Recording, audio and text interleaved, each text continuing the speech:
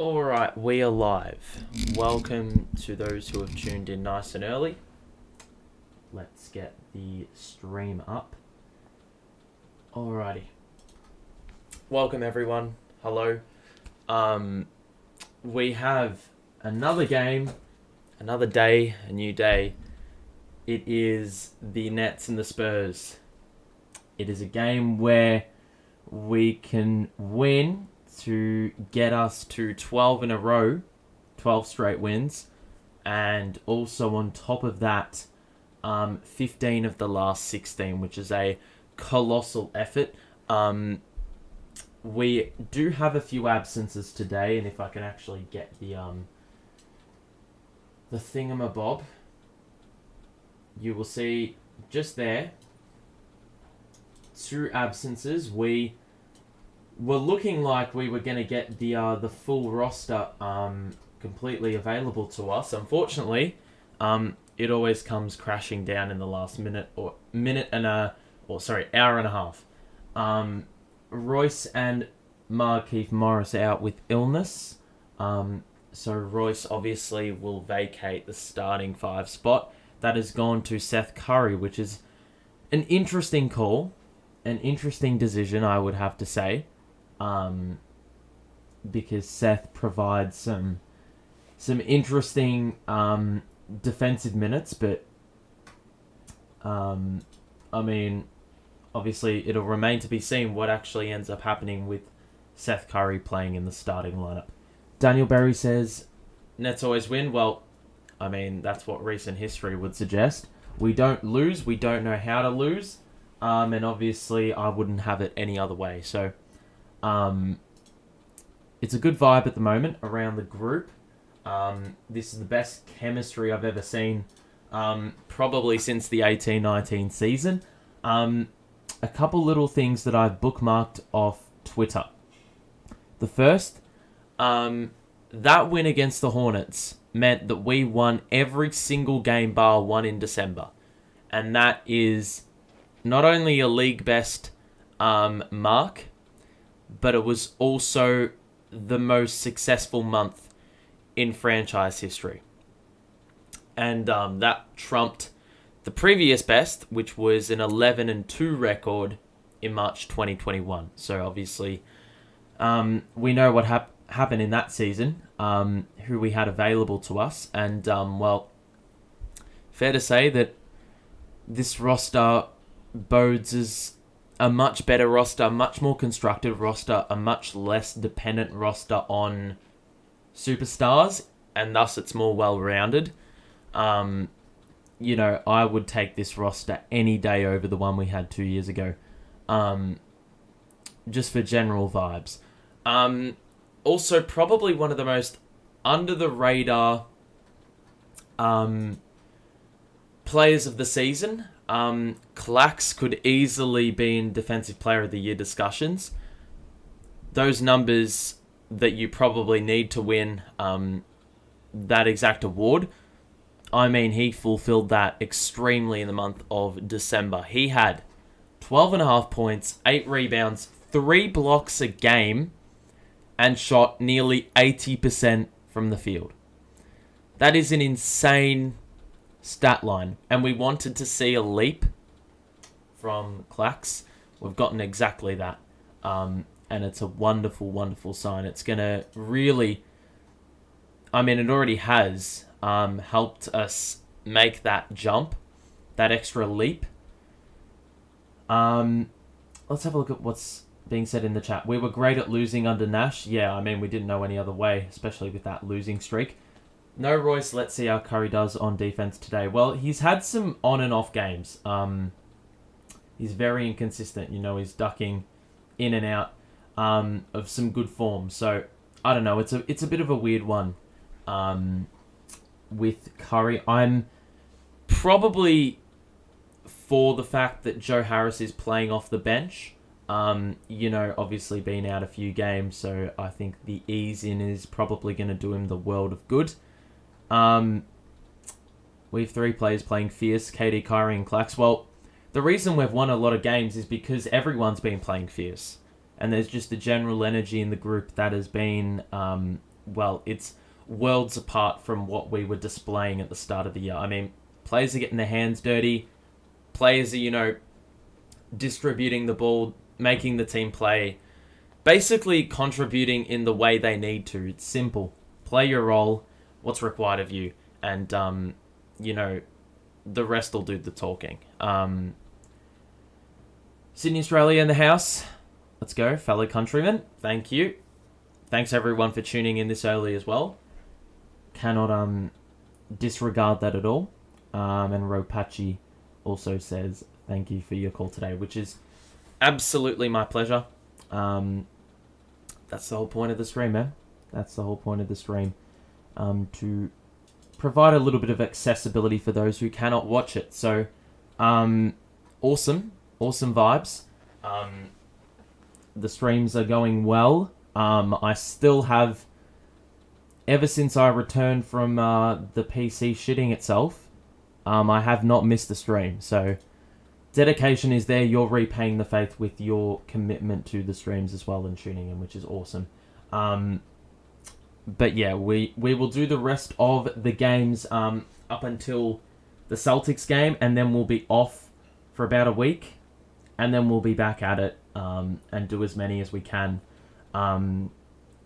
Yeah, I probably won't be disappearing for a week at any other point in the season. So, yeah, that's probably the only time we will be vanishing off the face of the earth, and then we'll be back at it and try get as many games up as we possibly can. I believe we've already done about 30 of the 37 games. I don't think we've missed that many, which is awesome. That's actually up on last season where we had about, I think, 50 or so games we did. And we're looking very much in shape to break that mark. Last time we played the Spurs, I believe it was a part of... Well, it was right at the back end before we ended up going on that really bad losing streak. The starting five for San Antonio is their usual suspected five. Trey Jones, Devin Vassell, Keldon Johnson, Jeremy Sohan, and Jakub Podol. So, look, this is another one of those trap games because the Spurs win against good opponents at times, and then, 9 out of 10 games they won't show up. So, let's hope this is the one game out of 10 that they... let's hope this isn't the one of the 10 games that they show up for our sake. Let's keep that win streak intact. Celtics game should be good. It should be excellent. These guys pushed Dallas to the limit last game. They're actually playing a pretty good brand of basketball in the last 10 games. They went on a really bad losing streak, and then they've been able to sort of, rescue that just a little bit in the last 10, winning 4 of their 6. I can't even speak already. So yeah, I mean, don't really mess around with them because they'll give it a good red hot crack. You would say the Nets are going to be in their classic uniforms. Kevin Durant has listened to the external noise about his trim, and he's gotten a haircut to really cover up those bald spots. So fair play to him. Probably much needed. Alrighty, we're going to get this one underway in just a moment. Here we go. And we win the tip. Shit, I did not turn on the hotkeys, so it's going to be a little bit behind until the next stoppage. So we've won the tip. And already a turnover. That's just excellent news. Keldon Johnson into the paint. Blocked. Clacks with the rebound. Why did the clock not run? Curry in transition. It's off. Clacks with the putback dunk. And the crowd's already involved nice and early in this one. And Seth Curry, I mean, usually wears the short sleeves. He's exposed the shoulders in this game, which is an interesting... it's really off-putting, I have to say. Oh, come on, KD. So the Spurs missed the shot, and then were able to, KD was never able to gather. So it will be Spurs ball on the baseline. And to those who I didn't see at the turn of the year, Happy New Year to you all. Trey Jones with the floater, that's good. That's their first score. KD in an ISO on the wing, guarded by Vassell, and KD scores the baseline jumper for 2, and it's 4-2. Johnson going to pull the trigger on the 3. That hits back iron, and Seth Curry with the rebound. KD's, you're going to pull up for 3. Good hesitation into the paint. Missed the layup. Good defense, Sohan. And now Trey Jones. Transition. Johnson with the easy 2. And did well there. Bit of two-way play there. First Sohan on the defensive side, and then Keldon Johnson not disappointing in transition. And now Seth Curry gets past the defender and scores for 2. Flips it up and in. That is a 6-4. Well, a 6-4 lead is the score right now, if that makes any sense. It really doesn't. That pass to Podol was well off after he tried to roll to the basket with Seth Curry on him. Right idea, bad execution. It will be a turnover, and the Nets will have the ball to extend that lead just a little bit more.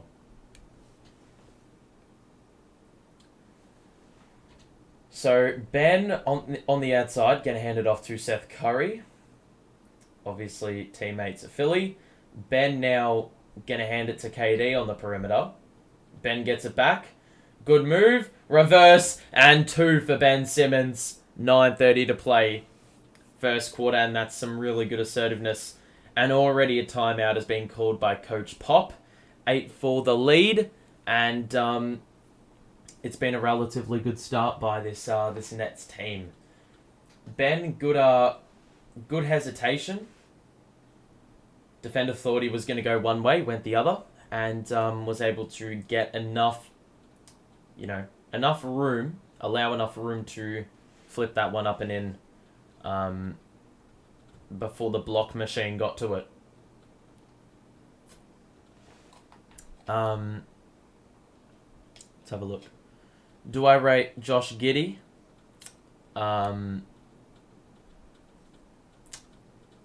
Josh Giddey's so weird. He's in my fantasy team. He's a bit of a weird player, to be honest. Because some games he's on fire, some games he's not. Some games he has a triple-double and then doesn't really have any impact. And then games where he has a less clogged stat line, he actually has more impact. So, look, I don't think he's going to be a star, but I think he's going to be a very solid piece to any team that has him. So it's a weird discussion with Josh Giddey. I'm not really sure. I want to see a good game from Utah. I mean, yeah, Utah is had a really good game last game. Had 5 steals to go with 11 points and 5 boards. That's the most steals for any player off the bench since LeVert in, I believe, 2021 against Chicago. I'm just trying to remember the tweet that I read that said that exact statistic. Alrighty. So it's been a pretty mellow start to this game. There's been some good buckets involved, some good transition opportunities for both teams. Obviously, if we're talking about plays to stop, from our perspective, it's probably going to be Keldon Johnson and Devin Vassell. Little statistic, Claxton in his last 2 games had 6 blocks in both. And that's the first time a Nets player has done that in 26 years. Which is just berserk. Because, man, the guy is just an absolute jet, mate. Oh, that's an excellent play out of the timeout. And we're going to get a foul +1. Sohan with the good pump fake. Had Ben in the air, initiated the contact, and we're going to get a 2+1. I'm not sure if the Seth Curry start is really working. Sohan's got that really weird free throw routine that's actually working. He's shooting significantly better from the free throw line when he employs that free throw action. KD on the perimeter. The high screen by Sohan. KD drives. One-legged 2 is short. And the rebound by Sohan, it wasn't clean. He's going to take it all the way. And KD with the block and the save as it was falling out of play. And now Ben leaves it for KD. Kyrie on the outside. Drive, pull up 2, got it. Money. And that is the definition of defense leading to offense. And there we go, 10-7. Lead has been ours pretty much the entirety of the way. Kyrie continues the trend with the steal, the one-man offense, the Euro, and we're going to get another timeout.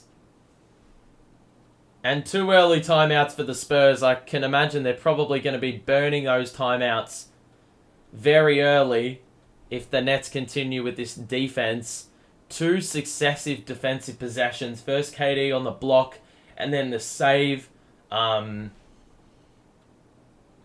then Kyrie with the Euro had Trey Jones absolutely in a blender, basically. Had him spinning. And, the rest is history. It is defense leading to offense once again. VD, hope you're doing well, my friend. Welcome back. And KD's defense has definitely contributed a lot towards our win streak. Well, he's just been nuts. He's done absolutely everything required of him, plus more. And that plus more is really important because the defense has been the best I've seen it ever. Kyrie, same goes. And both players contributed on those last 2 possessions in getting stops. We look at the box score and you will see... well, you won't see it yet. Let me just get it up. If I can get it. There we go. And you can see Sohan is leading all scorers for the Spurs. And then you've got their shooting 3 of 7. The difference here, we've had a couple more shots. We've made quite a few more shots. Had a real knack of taking it to the cup. And it has been working thus far. We are shooting 6 of 9 as mentioned. And Kyrie has been nuts early with that dribble package, that craft on the interior, and that's how he's been able to, get those couple of baskets early, which is good to see because he usually starts games pretty slowly, but he's done a good job of capitalizing on those fast break opportunities and really catching the Spurs off guard when trying to play defense. So a decent enough start for the Nets. And Popovich was not happy. He had words to say to Jeremy Sohan after the, I believe it was him that lost the ball in transition. And obviously the previous possession he got his shot blocked. So not a great way to commence things for him. We're only a game and a half back from the 1 seed, which is nuts. A win today would make it 1 game. Obviously, that game against the Celtics in about 10 days' time makes things all the more interesting with regards to whether or not the Nets will be able to overtake in the next couple of weeks, depending on other results around that, obviously. Podol in the post shoots the hook shot. He's short on that. And Ben Simmons with the rebound. Or Clax with the rebound. Ben takes it up. Seth Curry on the perimeter. Guarded by Vassell. The handoff to Ben. KD goes baseline. Foul. +1! Let's go. KD is unstoppable, my friend. Bro, he is nuts. First the cut back door, then the little bump. KD gets a shot up, scores +1. And the free throw is good. This team is just nuts at the moment. A 7-0 run in the last minute. And now it'll be Keldon Johnson to Sohan on the outside. He's going to pass it out to Vassell, who will hold things up. He'll try take on Clax. He shoots a step back midi. That is short. The rebound by Ben over Podol. And Ben moves it quickly. Gets it past half court. Now Seth Curry on the outside. He's going to take on Podol. And you already know he had him for pace. But unfortunately, the layup was unsuccessful. And now Vassell in transition. Excellent three-pointer by him. And he knocks that one down to send the Spurs into double figures and keep them in touch. Nice and early. So, Seth Curry, I mean, that was an easy 2 on one end and obviously punished on the other side. So now we got to redeem ourselves right here.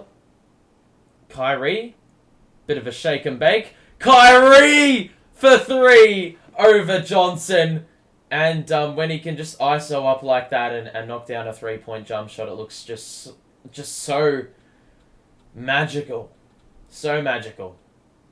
Podol lost the ball. Excellent defense, Seth, who was in a mismatch. Clacks with the transition too.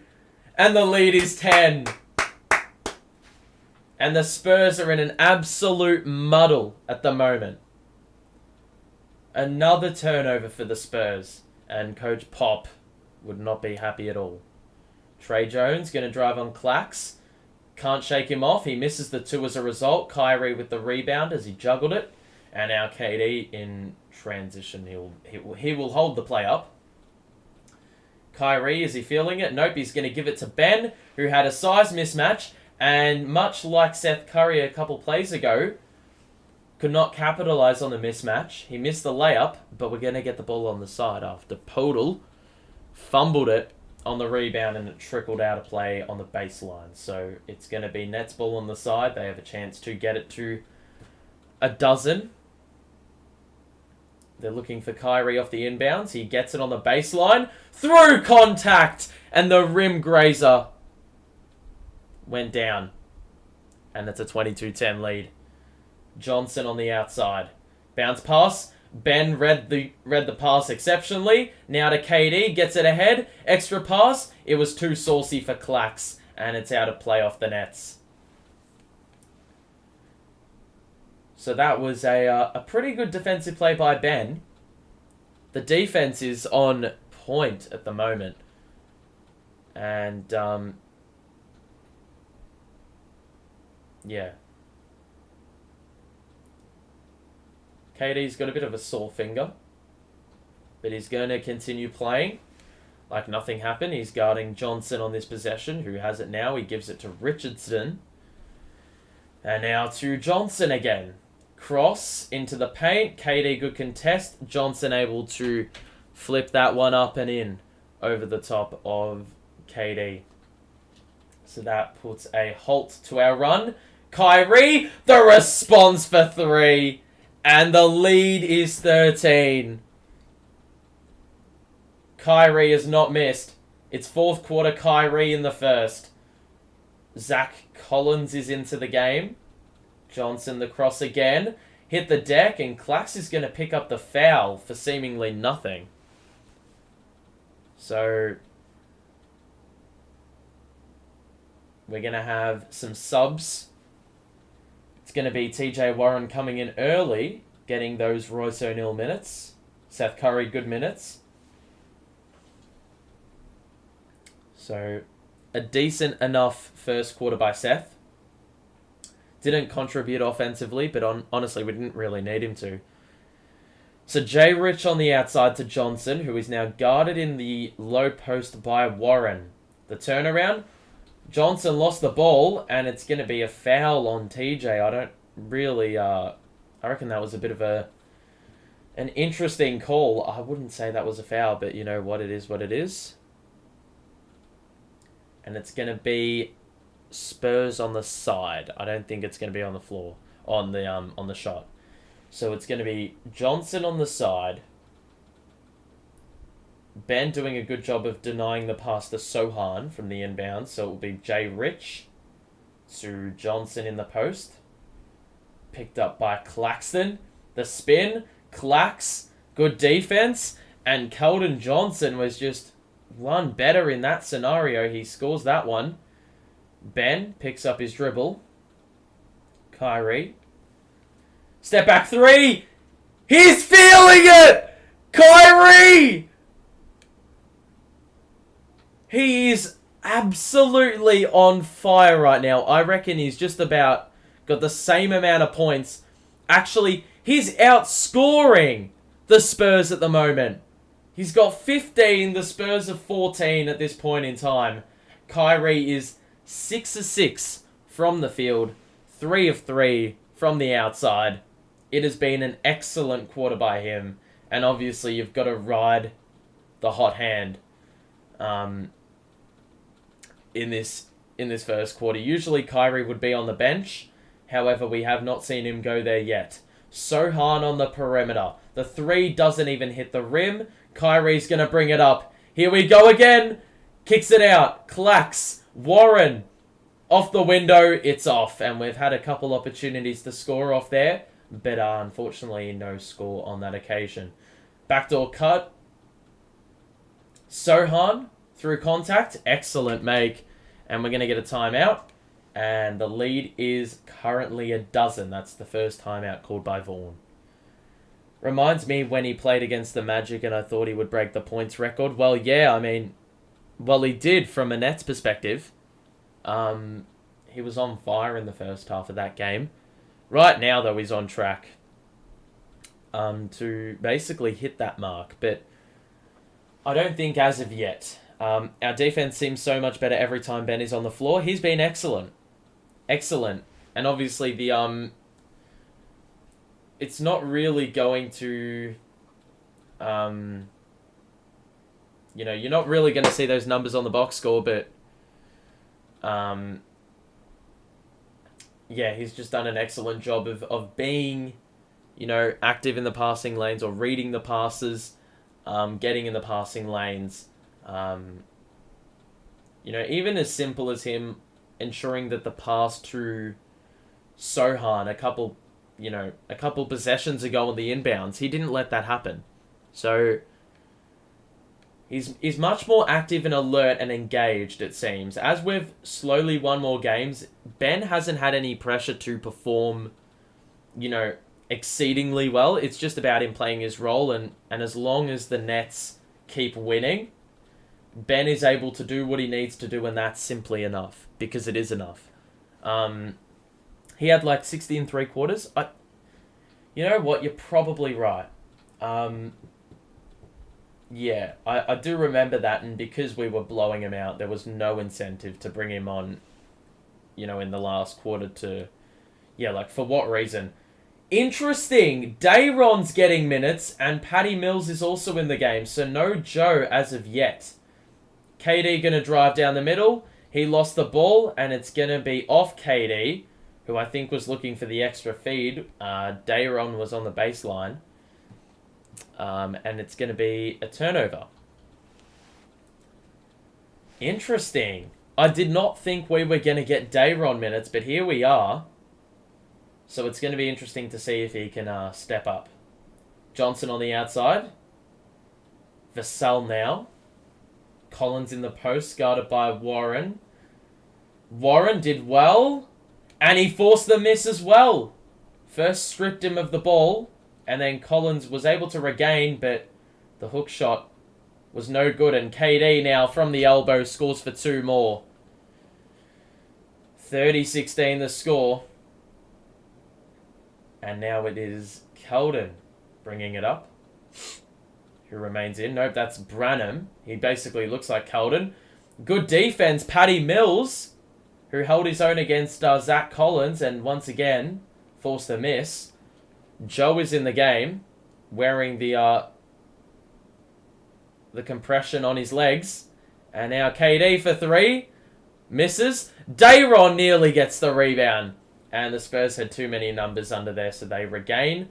And now it'll be McDermott who's in the game. Joe with the steal. And now he's got it as we get ahead. He pulls up for three. On his return, he knocks it down.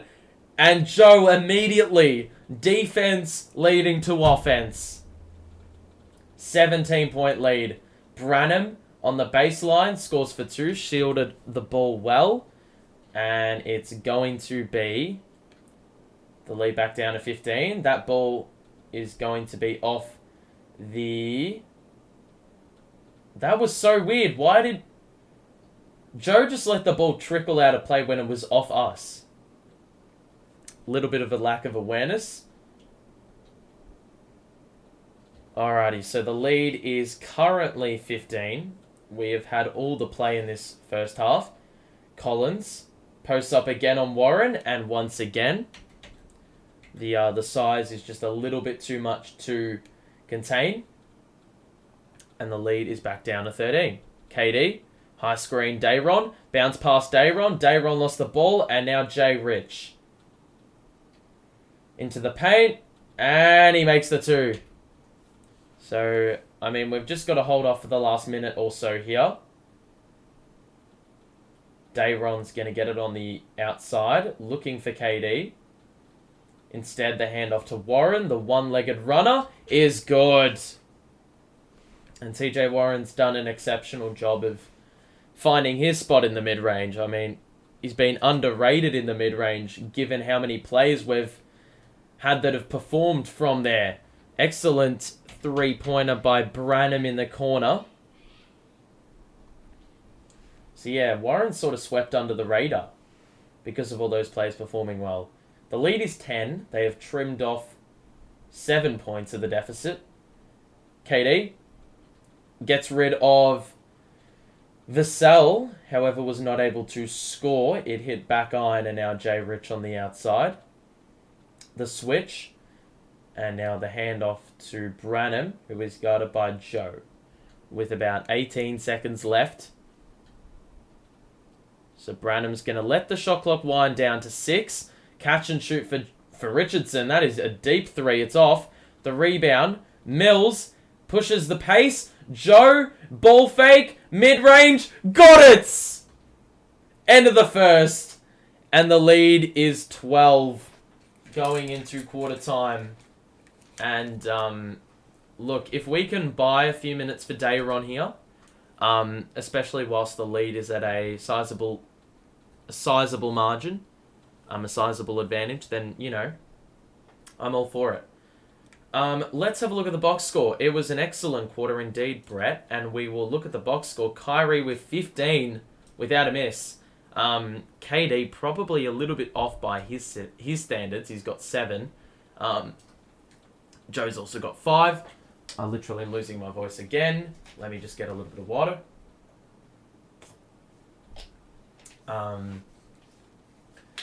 Dayron also is getting some minutes early here. No Utah and no Sumner as of yet, which is interesting. The shooting is absolutely berserk at the moment. And for the Spurs, well, they're not playing awful. Keldon Johnson, you know, the high man with 6. And Branham off the bench with 5. But a very key number to look out for here is the turnover count. They have 5, and we have a grand total of 4. I thought it was more of a sizable difference there. It is just purely the fact that we're shooting the ball lights out from both the field and from 3. That is the main reason why we have this lead. I mean, if you're going to concede shooting on 64% from the field and 66% from 3, those shooting splits, you're never going to win games on the back of playing defense that allows that much, that high of a percentage. Oof. So, first quarter done and dusted and out of the way. If you are enjoying the stream, make sure to show your support. like the show, and if you're new, subscribe so you're notified of when I go live next. Which should be against the Bulls. I currently can't speak right now, to be honest. Which is a little bit jarring, a little bit annoying, but hopefully I don't need to do too much talking. I hope, the play does all the talking for me. Second quarter about to commence. Utah's in the game. Kyrie went to the bench at the back end of that quarter, so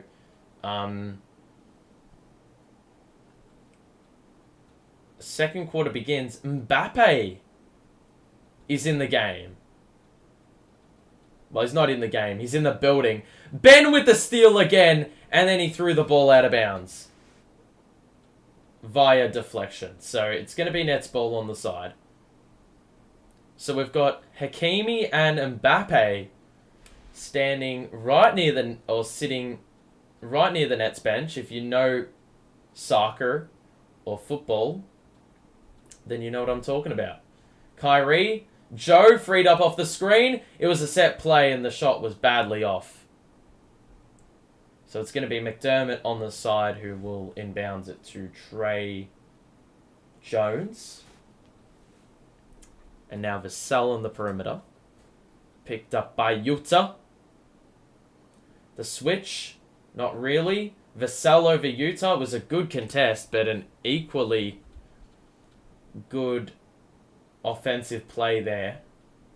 Seth Curry freed up by Ben, and Seth could not score the midi. It rattled around, and now Vassell. Cross. Turn around. Good move. Freed up is Branham, and he misses the three after Kyrie overcommitted to provide an extra body. And now Ben. Kyrie was wide open. Instead, he's going to drive it into the paint and score the finger roll. And he has now not missed on his first 7 shots. So Trey Jones, Zach Collins going to pull the trigger for 3. That is off. And Kyrie with the rebound. And Trey Jones picks him up. Curry catch and shoot early in the shot clock. That's off. Kyrie gets the long rebound. Right place, right time. Cross. 3. That is well off. I mean, that's somewhat of a heat check. McDermott. Looking for the backdoor cutter, which was Trey Jones. Branham to Jones in the corner. Does not shoot the 3. Then does. Missed it. Ben with the rebound.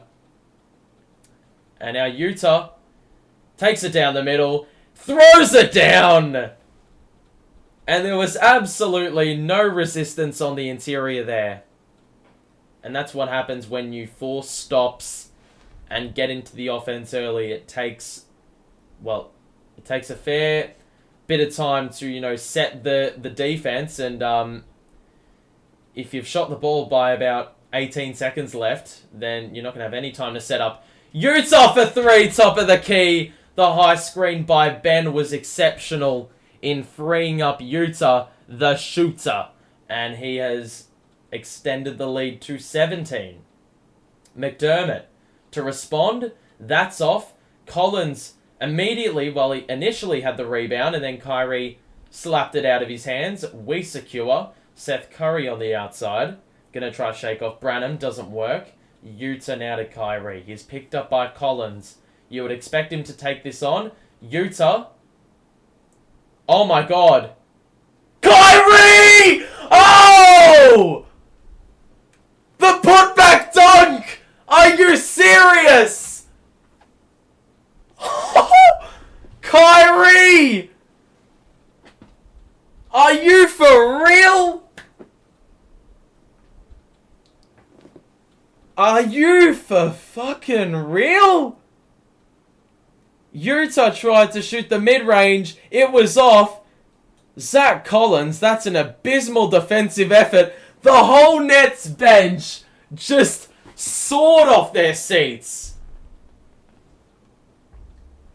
And greater good, the infamous Kyrie troll said, is he going to implode in 2023? And, well, Strange Brew has come up with the goods with the response saying Kyrie will explode in 2023. Well, I mean, if that's a game to go, or if this game is anything to go off, then It's exactly that. What the hell? Oh my life. I did not expect that at all. And you'll see the shooting is still well above 50%.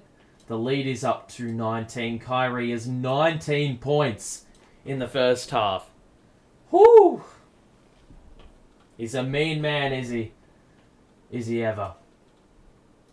So, I mean, everyone's contributing at the moment. Ben already is 6 times, and the defense wouldn't, well, the box score isn't doing his defense justice.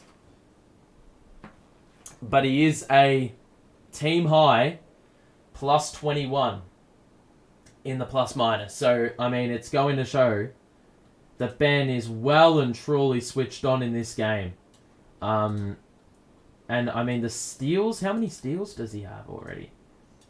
He's got 2 steals, which is an excellent sign as well. That dunk was nasty. I mean, obviously, there wasn't really anyone, preventing the offensive rebound. But at the same time, I've never seen Kyrie with those kind of hops. Or that kind of hops. And last game, there was a layup attempt which he really, bounced. He had some serious bounce on the layup, and he probably could have thrown that one down too. Yeah. Man, everything is just going right at the moment. I mean, if that dunk is proof of anything, from Kyrie's, that is the peak of Kyrie's form. If he's shooting 8 of 9 and he's getting put back dunks, even the security guard was G'd up. If the bench got out of their seats and got, absolutely pumped, then you know that the Nets are properly at the summit right now. Trey Jones, the kick out for Vassell, who was wide open. The 3 is off. The rebound to Sohan. It fell in his lap. Ben with the read and the steal. He gives it to Seth. Transition 3. Off. Utah offensive board. It's a foul. Whew. Jesus Christ.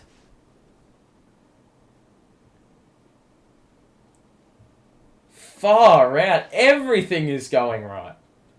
Even when we're missing shots, things are going right. Irving should be in the MVP convo. Let's not go that far, but I've seen a lot of all-star, mock all-star teams with Kyrie not in it. And I have to say, well, where's the love? He deserves it. So the lead is 21. Trey Jones will bring it up. We're on an 11-0 run in the last 2.5 minutes, so life is good. McDermott, backdoor cut, missed the reverse. Utah rebound. And Seth Curry now will bring it up. So Seth going to drive. Ben, bit of a 1-2. Seth has another wide open 3. That's good! And I mean, if you're going to go under the screen, you've got to at least try harder on the closeout. And Seth Curry was wide open on that 3. This is looking like it's going to get really ugly very quickly. Vassell to the corner for McDermott on the catch. That is off. The rebound, Joe. Ben will slow things down. Get it to Joe now. On the wing. Kyrie is looking for Joe or Seth. Kyrie is now going to put the ball on the floor. Ben missed the layup. And I don't know how he's done that twice in this game. They've been gimme layups. Vassell in transition knocks it down. And that's the second time this game we've missed a wide open layup. And the Spurs have responded with, well, a knockdown 3 early in the shot clock. Seth Curry, high screen Ben. Was looking for Ben, who had rolled right down the middle. It will be a kickball. It will be a side out. Patty Mills is in the game with 6:58 to play. Sharing the floor with Mills will be, well, Kyrie's going to go on the bench, deservedly. Mbappe is getting an absolute treat on the bench. Ben, hand off to Seth. Again? Yes! And all Ben needs to keep doing is setting screens, and it is working. The cohesion with Seth Curry is apparent. We are shooting 54% on three-pointers.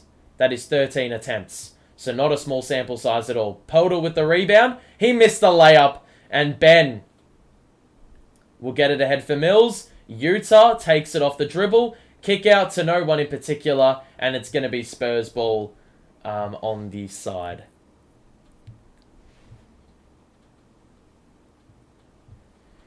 So the lead is 24. The Spurs will have the ball. I mean, I'm very surprised they haven't attacked the paint more often with that size that they've got on the inside. But that said, they've missed a lot of layups. A lot of layups. Keldon Johnson through contact was fouled as he tried to put a shot up. And that is off. So, yep, 2 shots coming up for Keldon Johnson. I'm really not making much sense with my commentary half the time today. So 6:11 to play. TJ is going to get ready to come back into the game. So free throw 1 for Keldon is good. And he hasn't really been involved all that much. I could give you a million reasons for why he should be in the convo, and I can give you one simple reason as to why he shouldn't be in the convo. Because there's only about 7 other players involved, as it is, in the MVP convo, that are probably playing better, as much as Kyrie's playing excellently well. How is that Spurs ball? What a joke. Every single time there's a ball off hands that goes out of play, they always say it's off us. Johnson with the rainbow 3. Man, the referees make it up. Like, our percentage of winning those calls is extremely low. Seth Curry responds with 3 of his own, like no fuss. And it is a 23-point lead. Into the paint is Richardson. He kicks it out for Johnson. Shoots over the contest of Utah. It was an air ball. Get it ahead, Patty. Gets it to Utah, who lost the ball. I don't think he expected it to get through. Because Trey Jones was right there to intercept the pass. It somehow got through. And Utah spent the ball before he had it. Richardson, top of the key. That's good. So they've made their last couple 3-pointers. This guy's a hater. I ain't a hater. I'm just saying. Luka, Giannis, Tatum, Embiid, KD, Jokic, Curry with the cross. That's off. And now it's a 5-on-4. Seth Curry is still on the deck in the first row. Podol, back out of Jones. Wide open 3. That is well off. You know it's not their day when they can't hit wide open 3s like that. And now Patty Mills. Will he pull up for 3? No, he won't. He'll kick it out to the corner for Warren. And Warren took a shot to the face. Sohan will pick up the foul. Clips of Pop talking to the media are a special thing. Yeah, well, he said in the pre-match presser today that, he's, don't tell anyone, but he doesn't know how to stop this team. He doesn't have anything new to throw at the Nets with regards to schemes and tactics. I mean, that is just proving how uncontainable we are, how many different weapons we have on this team that can do different things. Patty Mills nearly hit a 3 in the corner, and then they just turned it over, and then Mills lost the ball again. Patty, he's going to try pickpocket. Nope, he's not going to do that. And that's going to be a travel. Branham was in 2 minds about whether to pass or shoot. Ended up jumping and landing with the ball still glued into his hands. So 57-37 the score. Final 4 minutes of the first half incoming. Clax will bring it up. Mills sets an off-ball screen for KD, who receives it now, and Sohan picks him up. Another foul, and it's going to be Nets on the side again. Kyrie ain't winning no matter what, maybe in the convo, depending on how it all plays out. Well, I just think, yeah, there's... I don't think he's in the conversation. I don't. There's like 5 other players that have a better case. KD faces up and scores for 2 on the baseline again. Richardson on the outside. Podol picked up by Clax. They're going to look for Branham. Nope. Podol takes it on the floor. Missed it. Richardson with the putback. And Patty Mills is known for a few things, and one of those is not offensive rebounding or defensive rebounding, for that matter. KD pulls up for the mid-range jumper, and that was very, very easy. I mean, the Spurs' defense in this first half has been fairly abysmal. A lot of times there has been no hand in the face, and with the Nets' offense like this, you probably want to consider that. Corner for Keldon, and Keldon 3 is good. So the lead back down to 19. They aren't going away. The lead's gotten out to about 25 a couple times, and they've been able to peg it back a little bit. KD, foul +1 again! Is this guy for real? Once again, fouled on the gather, put up a shot. Richardson had the, he was trying to go for a little bit of a reach. Not really. There was a little bit of contact on the shot then. Every single time KD puts a shot like that up, you know he's giving himself a chance, and on that occasion, well, there was no exception. So the lead is now 22. Final 3 minutes of the first half. And KD, who's been fairly quiet in this first half, I would say, by his standards, he's still got 14 points. Branham. We've got 3 to shoot. Keldon going to drive it. Lost the ball. Clax swoops. KD bounce past Warren. Reverse. Good. That leads 24.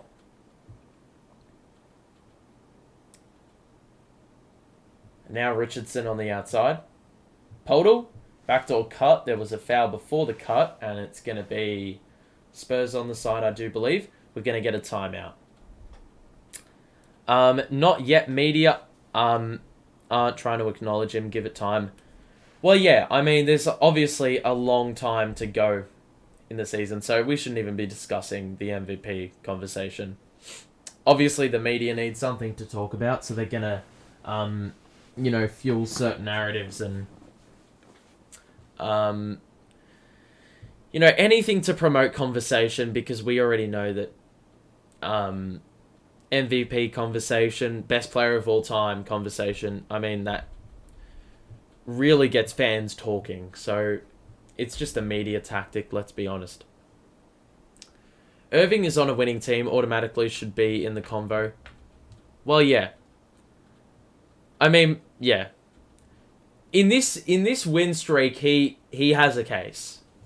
But outside of that, yeah. Honestly, the New York media is trying to ignore Brooklyn unless it's bad publicity. Well, honestly, I'm happy to go under the radar. I'm happy to not have us talked about. Because honestly, it's just going to scare the league when they realise what they've been sleeping on. So, I'm all for this, this lack of attention. Box score time, you can see it's a little bit messy there. We'll go to the simplified view. Seth Curry's been really good. Him and Ben with those little screen actions have really been effective. That's how Seth has got all his threes. KD's got 14, Kyrie got 19, and then off the bench he got some good little contributions there. Interestingly enough, Sumner has not gotten minutes over Mills. Shooting's been excellent in this game. I mean, we're shooting lights out, and then the Spurs, well, they're not shooting as well, I think, to put it simply. And that's probably where the main difference is being had. Kyrie definitely deserves All-Star, though. I think that's undisputed at this point. People are saying Halliburton and what's his name? Garland. But I would say Halliburton's had an excellent year, and I would give him an all-star spot. But Garland? TV hosts are laughing at how this is the only team to be on an 11-game win streak and no one cares. Quite honestly, as I said, I'm happy for everyone to not care. Because when playoff time comes, if we're performing at a high level, you know, everyone's going to be in utter shock. And we're just going to say, well, we were like this. We've always been like this the whole season. So I'm happy to be swept under the radar. Johnson tries to muscle his way into the post. It's going to be a foul on KD. They're in the bonus, or that was on the shot. One of the two, but it's going to be Colden going to the free throw line. It's an interesting obsession that some fans have with being upset that teams don't get national coverage. Like, honestly, I could not care less. I could not care less whether or not we get national games, whether we get national, whether we get discussed on national talk shows. I could not care less. I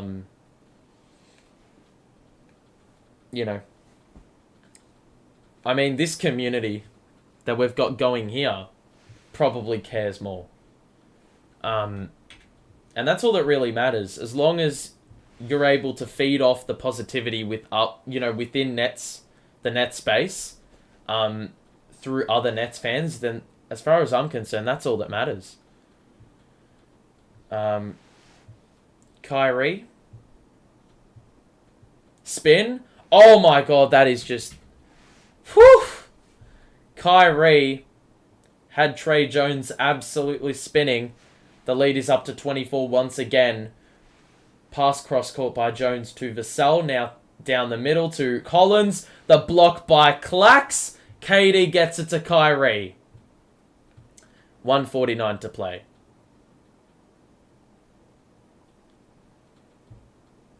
TJ.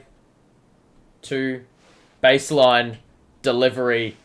Got it again. We've cracked 70 in the first half. And everyone is performing. Collins in the post. Doubled. Lost the ball. It's Nets ball. Excellent defense once again. This time it's the defensive IQ of KD to come over and help and overwhelm Collins. And now we have the ball again. Clax tries the hook shot and wasn't able to get it to go. Probably not the right shot in that situation. I don't think that shot was ever there. Keldon Johnson lost the ball. Stripped by Warren. It should be a clear path foul. We're in the bonus, so it's going to be shots anyway, but...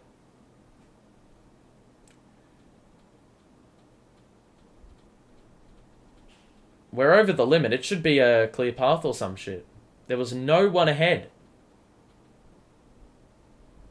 It should be a take foul, clear path foul. Make up your mind, but you can pick and choose. It's definitely one of them. It doesn't look like it though, which is a bit bullshit because, granted, I think any other team would probably get the benefit of that call. KD for free throws. The first one is good.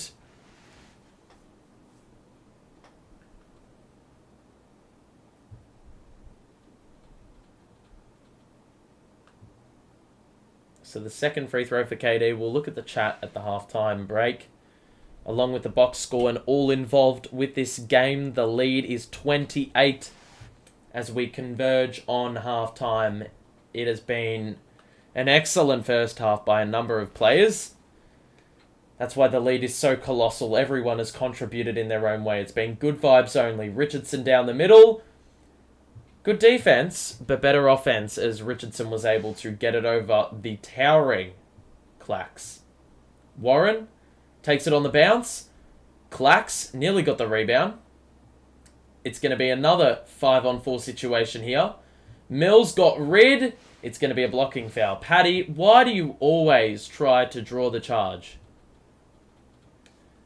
Such a low percentage that he wins those.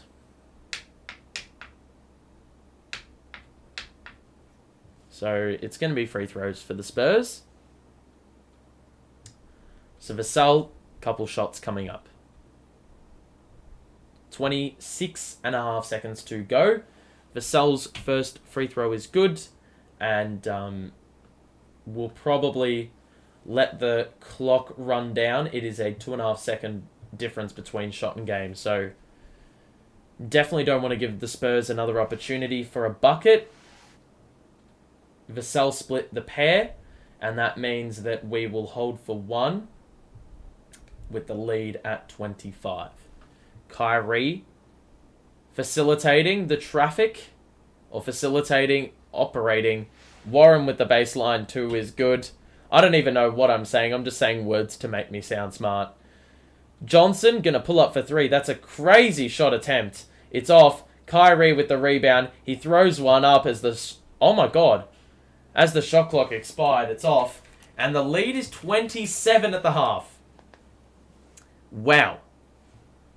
74-47. It has been an utter demolition at the moment. This could have easily been a trap game in past years. But if this win streak has taught us anything, it's that the Nets are no longer being complacent. They are treating every single team like a legitimate NBA team and not taking the opportunity for granted. Going out there, playing your role, doing your job. And look, in years gone by, we would start games like this slowly. We'd give teams opportunities. We'd match their energy, which was like a really low standard. And it would be an arm wrestle. But games like this, I mean, we're up 27 at the half, and it's just good vibes all round. Let's have a look at the comments, all the way from the top. I don't live in America, so it's different for me. Well, yeah, I do get that. I do get that basketball is an integral part of a lot of people's lives. But I do... Like, obviously, we're all about opinions. And obviously, you'd have an opinion. I'd have an opinion. Everyone in the chat has an opinion. But if we're taking it from my perspective, I don't understand the obsession with wanting national TV games. We've got an excellent local Yes Network crew that are awesome at what they do. Awesome at what they do. You know. So, and there's a lot of rubbish on ESPN and whatnot. Like, some takes are the worst takes I've ever seen in my life. And it's constantly backflipping on your original opinion and this and that. You know, it's just a load of rubbish to garner conversation and adopt really controversial takes in order to get conversation and engagement, because that's what it's all about. But yeah, I mean, I don't see the point in being obsessed over that when we can just be satisfied with what we've got, and just we can be one of those teams that people sweep under the rug and don't actually realize how well we're playing. Let's have a look. The Kyrie Irving hate comments, I mean, I don't understand how you don't get tired of those. So yeah, I'll have you know that's a troll comment. Let's crown the Nets. They are unstoppable. Right now, we are playing exactly like that. Over in the tri-state area, the media are Knicks fans. It's the only reason why we get ignored. No joke. Yeah, I mean, honestly, I couldn't care less. It's all about our team. Whilst we're streaming these games, it's all about us. It's all about us. We're not talking about... Well, we can talk about the external, but if we're talking about the Nets, let's not compare it to other teams. Let's not compare it to irrational takes and whatnot. Let's not involve us in that. Let's just talk about the on-court product that we're producing. Right now, we're up 27. Let's get excited about it. Let's enjoy it. Let's not find every single little negative in it, or um, you know, what's the word? Entertain controversial takes. Let's just talk about the facts. The stats, we're winning by 27. The stat line says it, or says it all. Yeah. Let's have a look at what else. The only one who chooses hate is you. Well, yeah, that's pretty it's actually an excellent point you make. We're so often going into the 70s before halftime. Well, yeah, the offense is flying. And in past years, it would be KD and Kyrie having to put the whole team on their back to get it done. But now we have players that are holding their end of the bargain. Ben on defense, Utah on offense and defense, TJ on offense and defense. It's just everyone on both ends of the floor contributing, no matter how tall or how small they are. Like even Seth Curry and Patty Mills have really held their own. There's been a couple times where they've been in a severe mismatch under the basket, and there's been some help defenders come over and support them, and we've been able to force misses on the interior, even despite Zach Collins being on Patty Mills in the post. I don't know if that's saying more about Zach Collins or Patty Mills' defense. Really want to go to New Orleans with that win streak. Going to be a measuring stick on how far we can go. That game, Miami and Boston. Well, Miami aren't playing great, but they usually are a bit of a handful to deal with in years gone by. So, covering Bam and Tyler Hero and those guys, it's going to be interesting to see how alert we are and switched on we are. But playing like this, we are unbeatable when we play like this. And heck, Kyrie scoring a putback dunk off a miss is like, as I said, that's the summit. That, alongside the reaction to the dunk, which you rightfully get G'd up for, that's just really speaking volumes about how much chemistry this team has, how far we've come since the start of the season. And basically, we're at the summit. That's how we're feeling right now. Obviously, rightfully so. We've won 12 in a row, or 11, going for 12. Probably going to win 12. And it is a stark contrast to this time last year. Or a little bit like 11 months ago, when we lost 11 straight. Looks like we don't need another piece. No. I've been adamant on it from the very start. Until we get the whole team, do not make a move. There is no point. I've seen some moves entertain trading Seth Curry and Patty Mills, but you're seeing what they can do in games like this. Obviously, we're not going to play the Spurs in the playoffs, but you get my point. Regardless, it's just everyone is stepping up. Everyone. There's a good balance of experience. There's a good balance of youth. There's just a good balance of role players. We just fit the bill with everything. Like, it's no coincidence that the reason we are performing is because everyone is just playing a role. Last year, KD and Kyrie had to shoulder an excessive amount. But this year, every single player is doing bits. I said it's going to take a generation to build a fan base in New York because it's pro Nick. Well, yeah, slowly, KD and Kyrie are slowly bringing younger fans to the organization. And even older fans for that matter, because obviously success draws it all in. Kyrie is him, 15 points in the first, shooting 90%. Yeah. The guy's nuts at the moment. He's playing incredibly well. This is beautiful basketball. Indeed it is. It's not comparable to LA. The Lakers are a winning organization historically, so it's hard for the Clippers to gain traction. They've got their fair share of players, but yeah, obviously the LA market is unbelievable. The ESPN coverage and national coverage for the Lakers also really overshadows, or like towers over, should I say, the Clippers. Ben, 9 assists in a half. He's been nuts as well. Defensively, offensively. Well, yeah, you're seeing 9 dimes. So it's really been a lot of the time a handoff and a screen for Seth Curry. And that's worked a treat, and Seth Curry's knocked down the majority of his shots from that avenue.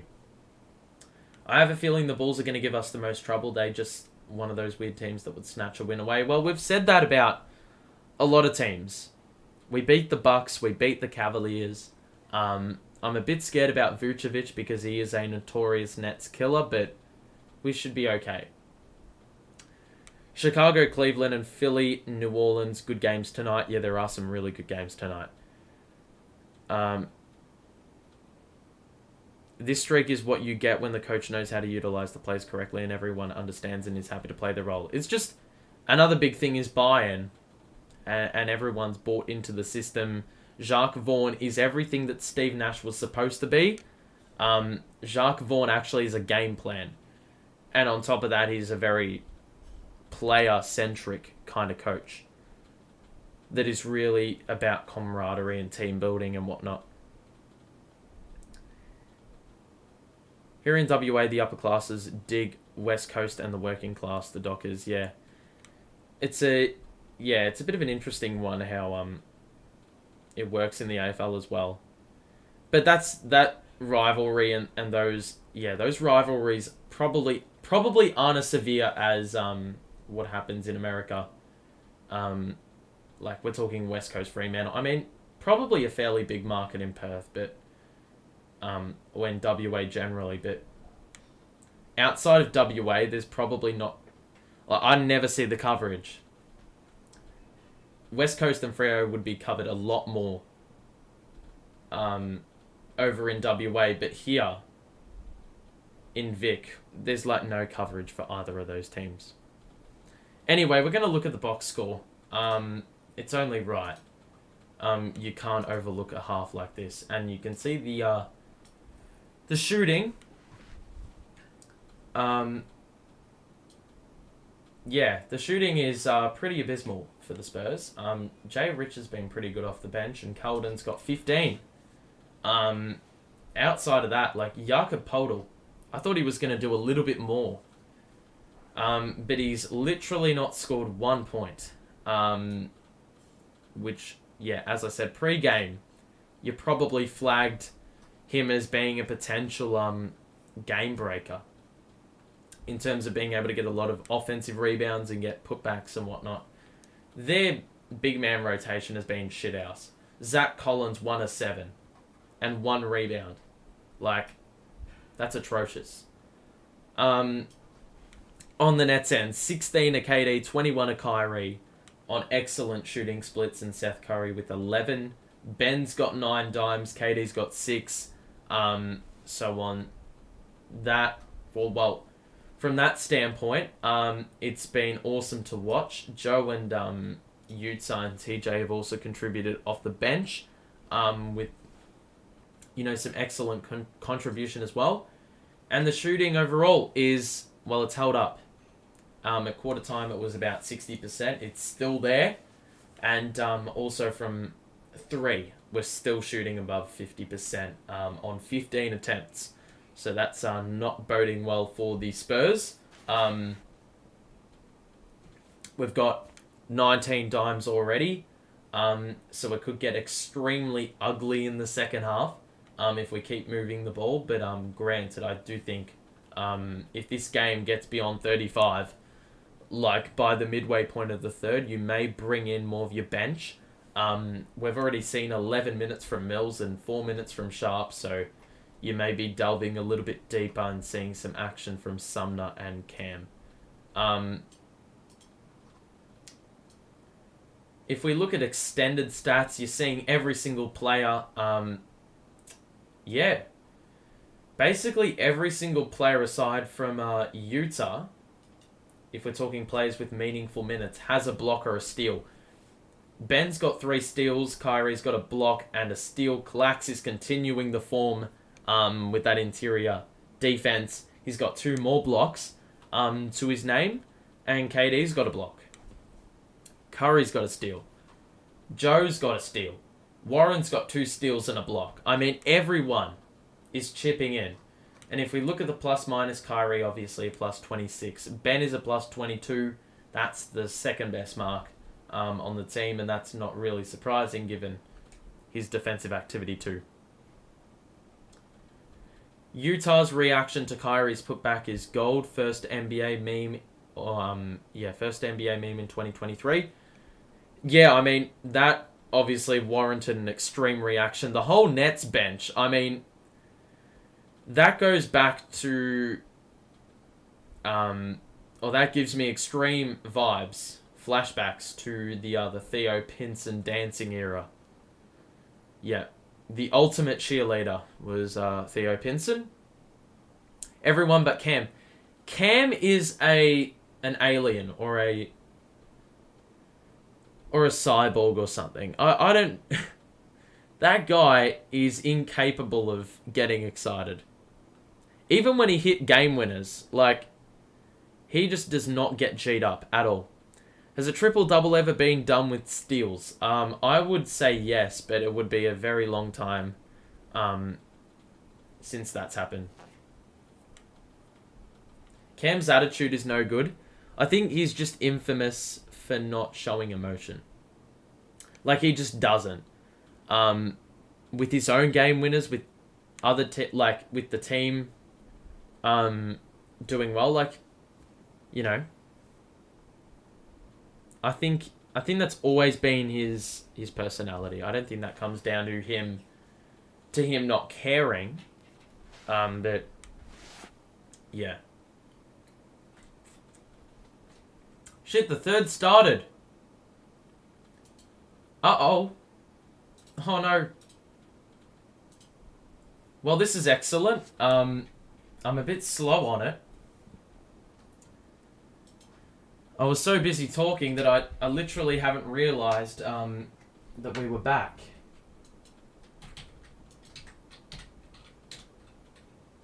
Let me just get it. No. Hang on. Okay. So we're now in line. 45 seconds late to the third quarter.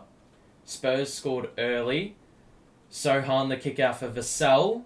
The three is off. The rebound, Podol. And what did we say at halftime? We said that Podol has been well contained, and I'm surprised that they have not exploited that a little bit more, because he is tall.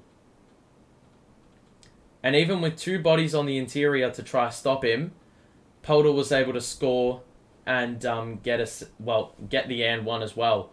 So he's scored all four of their points in the exact same way. So we've got to be smart here. KD, excellent pass to Clax, who was wide open under the rim for the dunk after rolling to the basket, and Podol was a bit slow.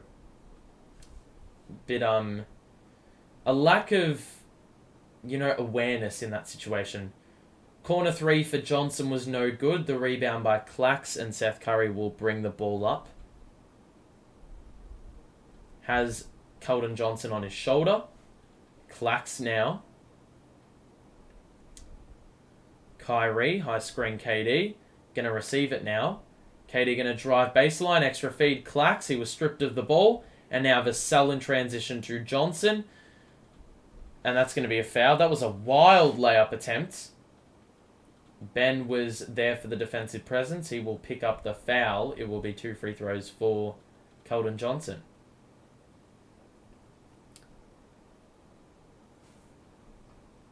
So it's going to be 2 shots for him.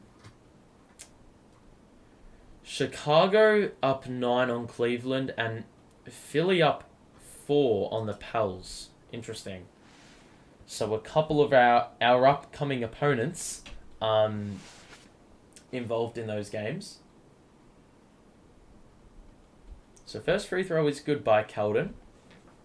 And they've probably just got to, emphasize attacking the basket a little bit more. They had 18 three-point attempts in the first half. And they didn't make those at a high rate. So they've probably got to, be a little bit less trigger-happy from the outside. Kyrie on the outside now, guarded by Johnson. Kyrie, cross, spin, baseline 2, he was blocked. Good defense, Johnson. Bounce pass to Vassell, gets it ahead. 3 is good. And I expect a timeout very, very soon.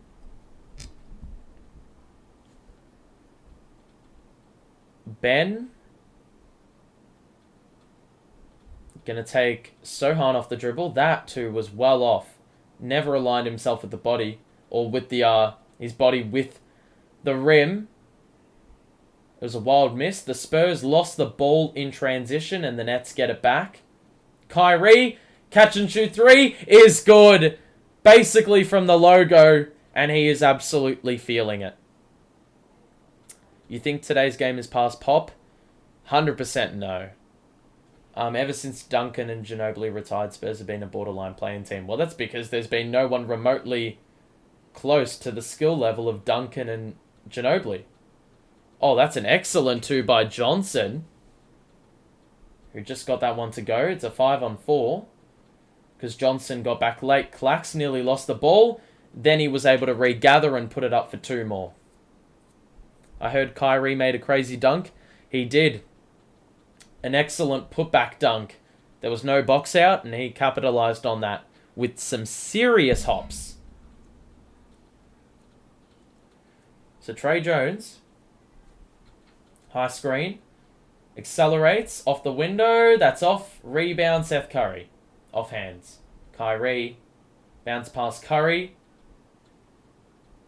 High screen, Clax. Pull up 3. Got it! And once again, it's basically the Ben Simmons action where you simply use the screen and pull up for 3. That simple. That's 3, number 4 for Seth. Baseline 2 by Vassell is good, and he's been probably one of their best players. So, Seth Curry now. And the screen arrives by Clax. Behind the back. Clax is going to give it back to Seth. Fakes the handoff. Clax into the paint. Hook shot. Gets the roll. Lead back up to 26. Corner for Johnson. Back to Podol. And now Vassell. Takes Clax off the dribble to the corner for Sohan. KD gets in the way. Turnover. Clax. What is he doing? Clax tried to take it all the way himself and then got lost. And now an easy 2 by Trey Jones off the window. I don't know what Clax was doing there. We had the numbers as well, and he's just tried to take it off the dribble, do some fancy behind the back kind of stuff. Kyrie now. Lost the ball. Gee, we've been really messy with it in this third quarter. Jones in transition. It's going to be a goaltend. And the lead's back to 22. Jacques Vaughn is going to call a timeout. Being a bit undisciplined with ball in hand in this third quarter.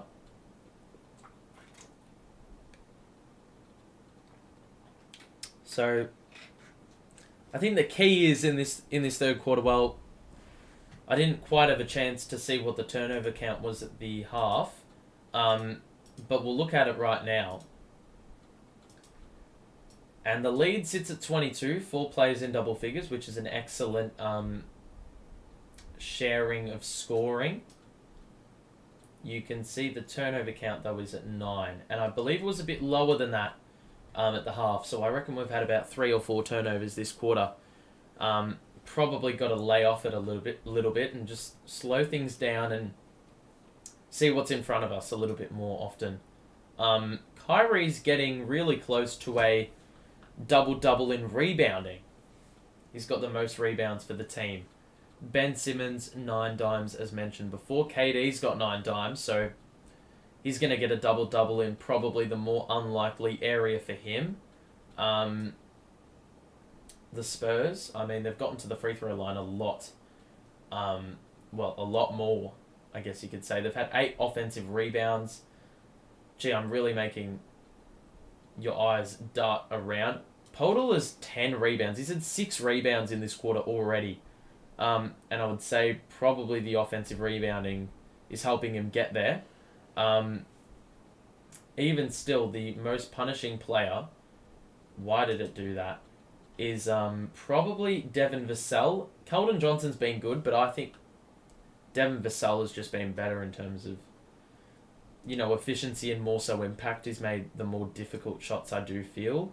But overall, just keep the turnovers down. That's probably the emphasis, or the thing that needs emphasizing a little bit more. If you are enjoying the stream, make sure to show your support. You can see we're shooting the ball lights out as well. Haven't missed the three-pointer in this quarter either. And the assist number looks like it's going to breach 30 relatively early in this game. If you are enjoying the stream, make sure to show your support by liking the show. And also, if you're new, make sure to subscribe if you want to stay notified about when I go live next.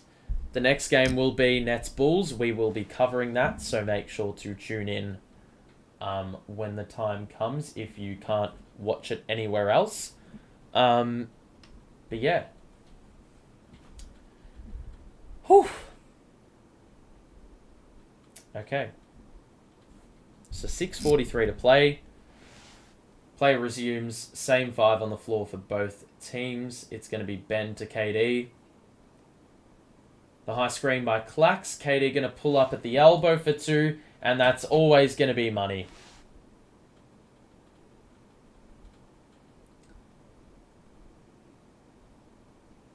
Response by Vassell? Nope.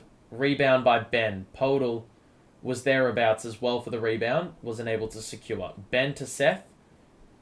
And he will slow things down and get it, or utilize the Clax screen. Curry will pull up for 2. Falling away, and the net barely moved. Lead back up. Shit, it's 90-64. 26-point game here in the third quarter. The deficit has barely changed for the Spurs.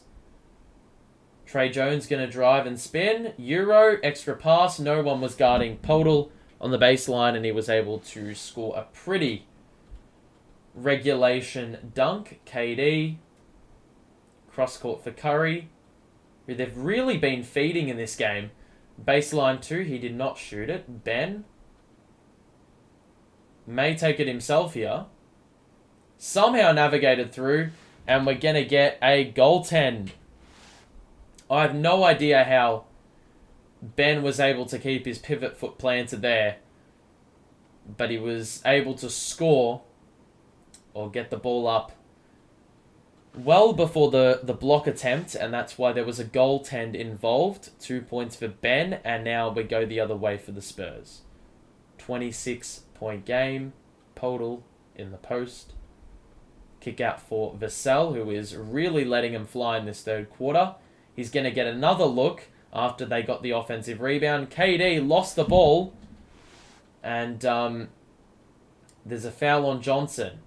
That's the reason he lost the ball. So, Dayron's in the game, and obviously there's plenty of time left in this one, but if you're going to give Dayron a look at it, this is probably the game, I would say. Dayron getting an opportunity, probably should take it. KD going to back down Johnson. Oh my god. It's not Johnson, it's Branham. KD once again, 2+1. And this time, I mean, that's the third time this game that he's been able to post up and, obviously worry the defender out of it a little bit too much, that for a split second they have a lapse in concentration, and a little push means that KD's going to exploit that every single day of the week and try to score 2. Because they will call it. So 5 on the floor remains the same, apart from Clax, who's gone to the bench for Dayron. Corner for... Who's this? Langford, who's in the game for the first time today. He missed it off the window. KD, excellent bounce pass. Dayron. Jesus Christ. Excellent bounce pass. It skimmed off the court, perfectly weighted, and then Sohan jumped. Dayron had the ball fake, or executed the ball fake to perfection, and will be shooting 2 shots. So Dayron's first free throw is good. And believe it or not, I do think, what's his name, has only had 5 3-pointers the entire year, but Dayron is shooting 80% on threes. That's off an incredibly small sample size, but 80%. So I don't know if there's potential for a 3-pointer in his game, but you know, that would be awfully handy. Especially given, you know, we're looking at options, obviously. I mean, I've seen a few rumours floated around for Naz Reid. And look, if Dayron has a 3-point shot, I don't see what he doesn't offer. The Naz Reid does. Kyrie off the window. Short. Dayron nearly at the offensive board. Had about 75% of it and wasn't able to secure. Johnson missed the layup. Good defense by Dayron. Oh, Dayron. Well done. Joe with the no-look. Kyrie extra pass. Dayron. Kick out. Kyrie somehow saved it. Falling out of play. How do we still have it? KD. Bounce pass. Dayron. Get it up. Reverse is off. Oh, my life. That was a really eventful possession. Oh, my life. Dayron had some serious pace in transition. That's a foul +1. And it's going to be Johnson with 2. So, what an eventful possession, huh? Utah is going to come in. Oh, man. Ben's going to go to the bench.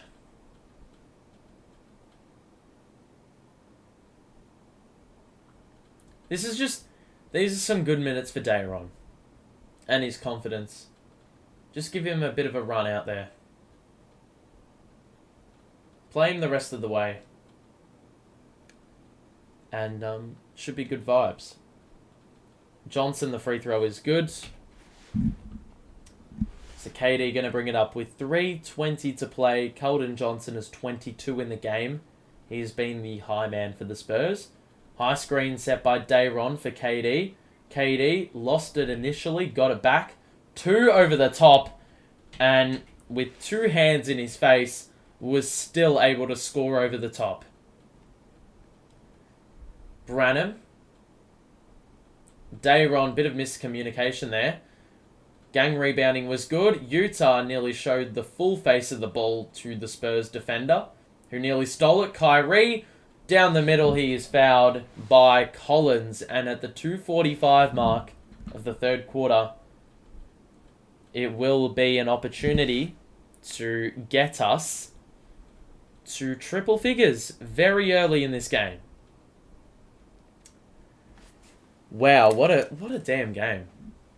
Kyrie got more rebounds than the entire team. While he has been excellent on the glass today, got a few offensive boards to go with the, the standard defensive rebound.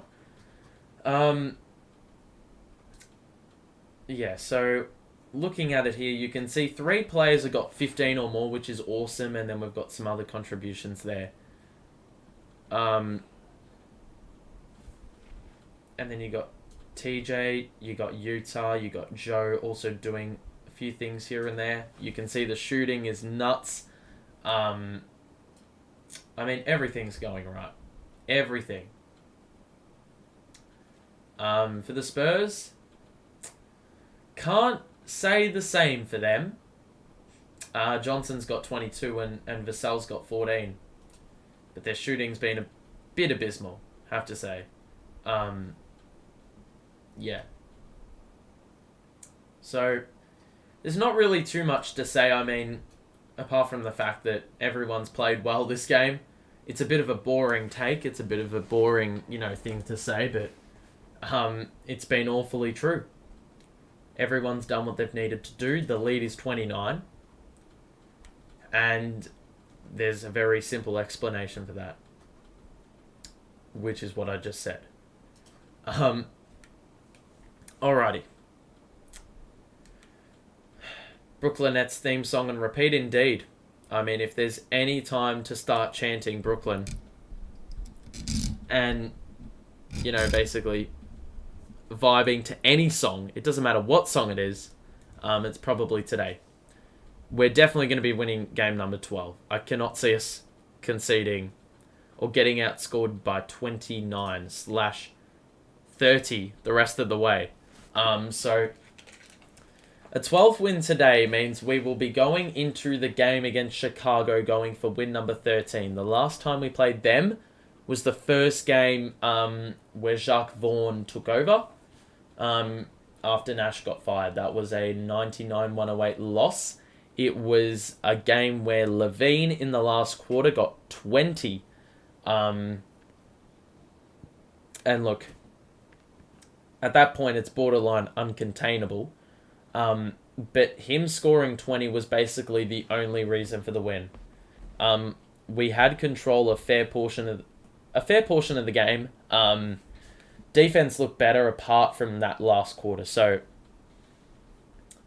look, probably not entirely us to blame. It was just the fact that Zach LaVine just could not miss in that last quarter. So, look, you have games like that every once in a while. But, look, I think we're obviously going into this fixture much more differently placed than we were in that fixture. At that point, we were 2-6 on the year. We're now 20... Well, we'll be 25-12 by the end of today. So it's looking a lot more positive. Collins in the post. He's going to face up and shoot over KD. That's a fairly good-looking jump shot after Kyrie split the pair at the free throw line. So Kyrie on the outside. Bounce pass to KD. High screen Dayron. KD shoots a 2 over Collins. Oh my life. And Mbappe is just like in awe. Shaking his head as if to say, he's a mean man. Roby with the one-handed throwdown. First minutes of the game for him. Obviously, if you want to give your younger players some minutes, this is probably the time when the game is well and truly finished. Kyrie off the window, falling away toward the baseline. That is 2 more. The lead back up to 30. Branham on the perimeter. Gonna drive on Kai. Push shot is off. Rebound is secured by Utah. Wasn't clean, but team rebounding has been a common theme. Kyrie to the corner for Joe. Oh! Sheesh. That is a disgusting fall. Joe with the ball fake in the corner. Roby soared for the block. Ended up basically flying over Joe and landed borderline on his neck. It was on his the high portion of his back, I think. It was a hard fall.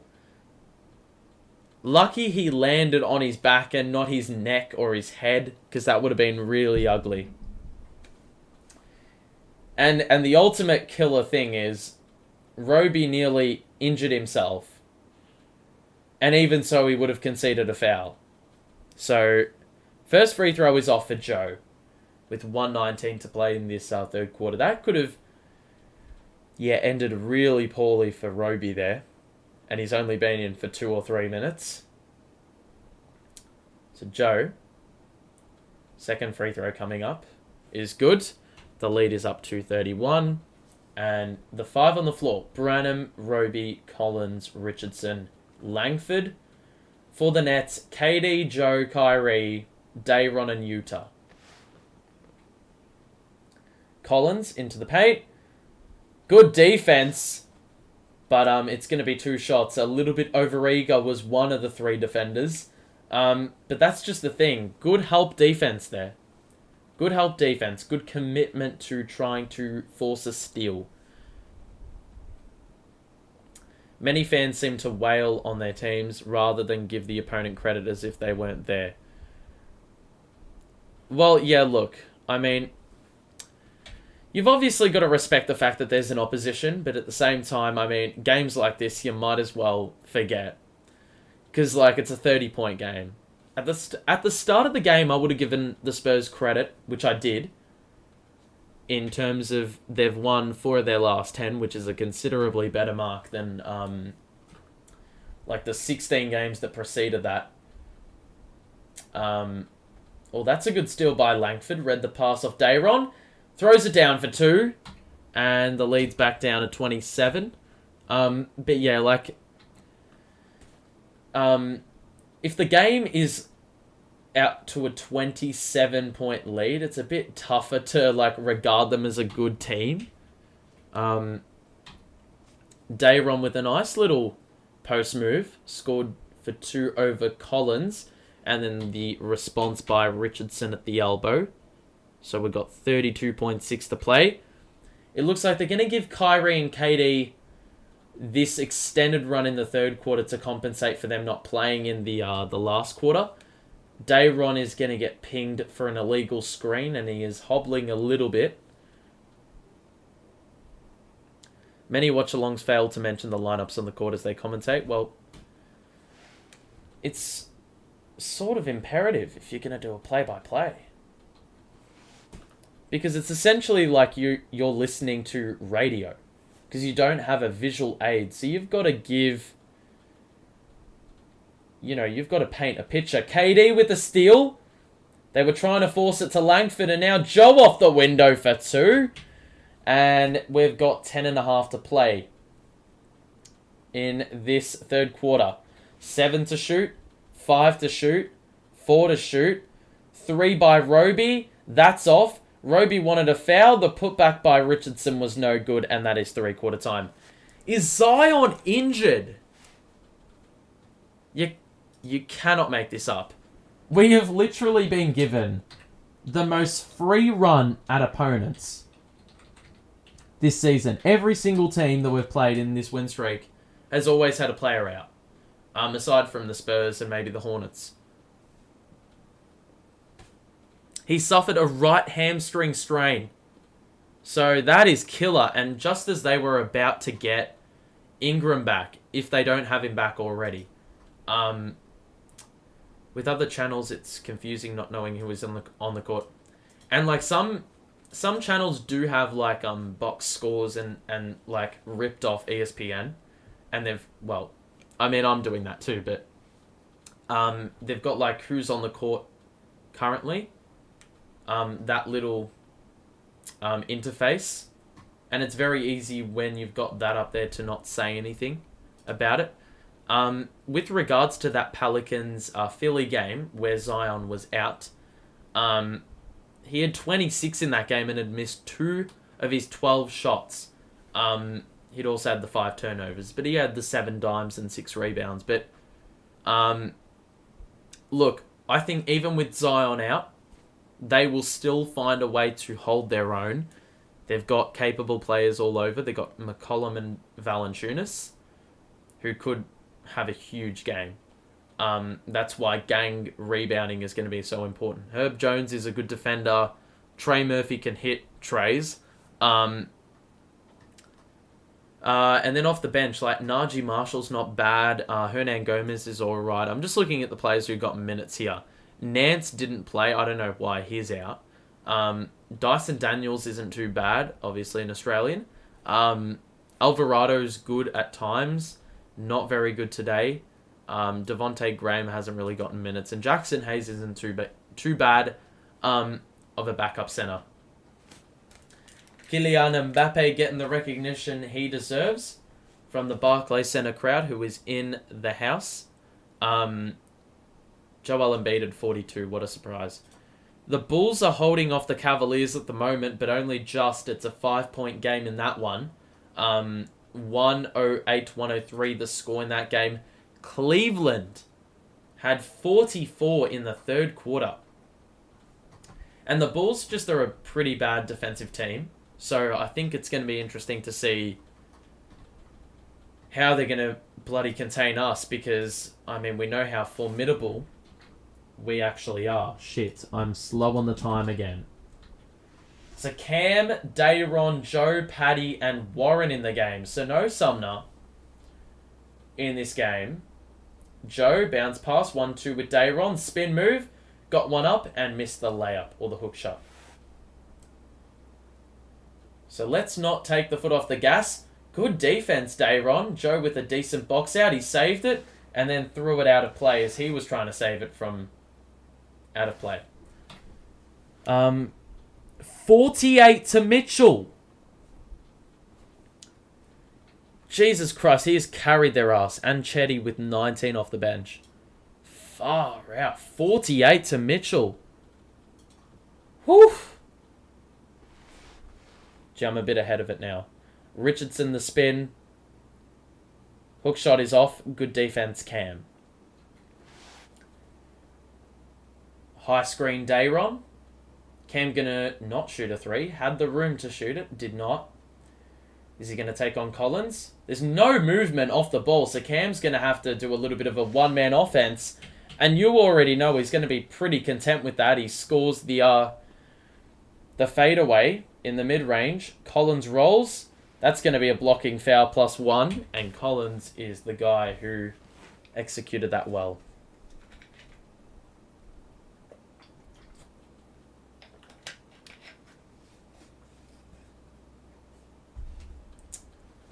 A descriptive radio type call is exactly what I want. The bonus on this channel is a passionate Aussie Nets fan calling the action. Well, yeah, that's the whole point. We're about authenticity. We need, we need authenticity. Otherwise, it's obviously not going to contribute to the whole point of a play-by-play. You want a good mix of being able to understand what's going on, and then also understanding what's going on through me getting, like going hype over a play or getting pissed off by a play. You understand it because I am rightfully pissed or like G'd up. So Branham to Collins who rolled. There is absolutely no interior defense in this last quarter. I mean, the deficit hasn't been cut down, but the problem is we're not extending it. Mills with the no-look to the corner for Joe. Gets it back. 3 is off. Dayron mistimed his jump. And the rebound by Branham. Into the paint. Shoots over Cam. He's off on the 2. Cam will bring it up. It's going to be very, very nonchalant this last quarter, I would assume. We've got a timeout by Jacques Vaughan with about 10 minutes to play. In this last quarter. It's just a very, like the ultimate buzz out of this game is really, like, disintegrated. Not that there was too much to start with, because we probably knew the result going in. But, yeah. Is what it is. If you are enjoying the stream, make sure to show your support. And also subscribe if you are new. We're back in a couple days for Nets Bulls. Yeah. So the Bulls, the Pels, the Heat and the Celtics we will all be doing. Then we'll miss the next 4. And then we'll be back for Warriors and Sixers. 2 big games. You can also see which games I'm doing and what the upcoming games overall are to the right-hand side of your screen. It's all there for you to witness. So if you want to stay notified when I go live, well, you know the deal. Thanks for the support as always and all the chat messages and whatnot as well. It was only a year ago, like I reckon January 1st last year, I was getting maybe peak 20 to 30 viewers. And now we can get a solid 45 to 50. And that sort of happened this month. That sort of manifested this month. But it's just been awesome that I'm actually not talking to a brick wall now.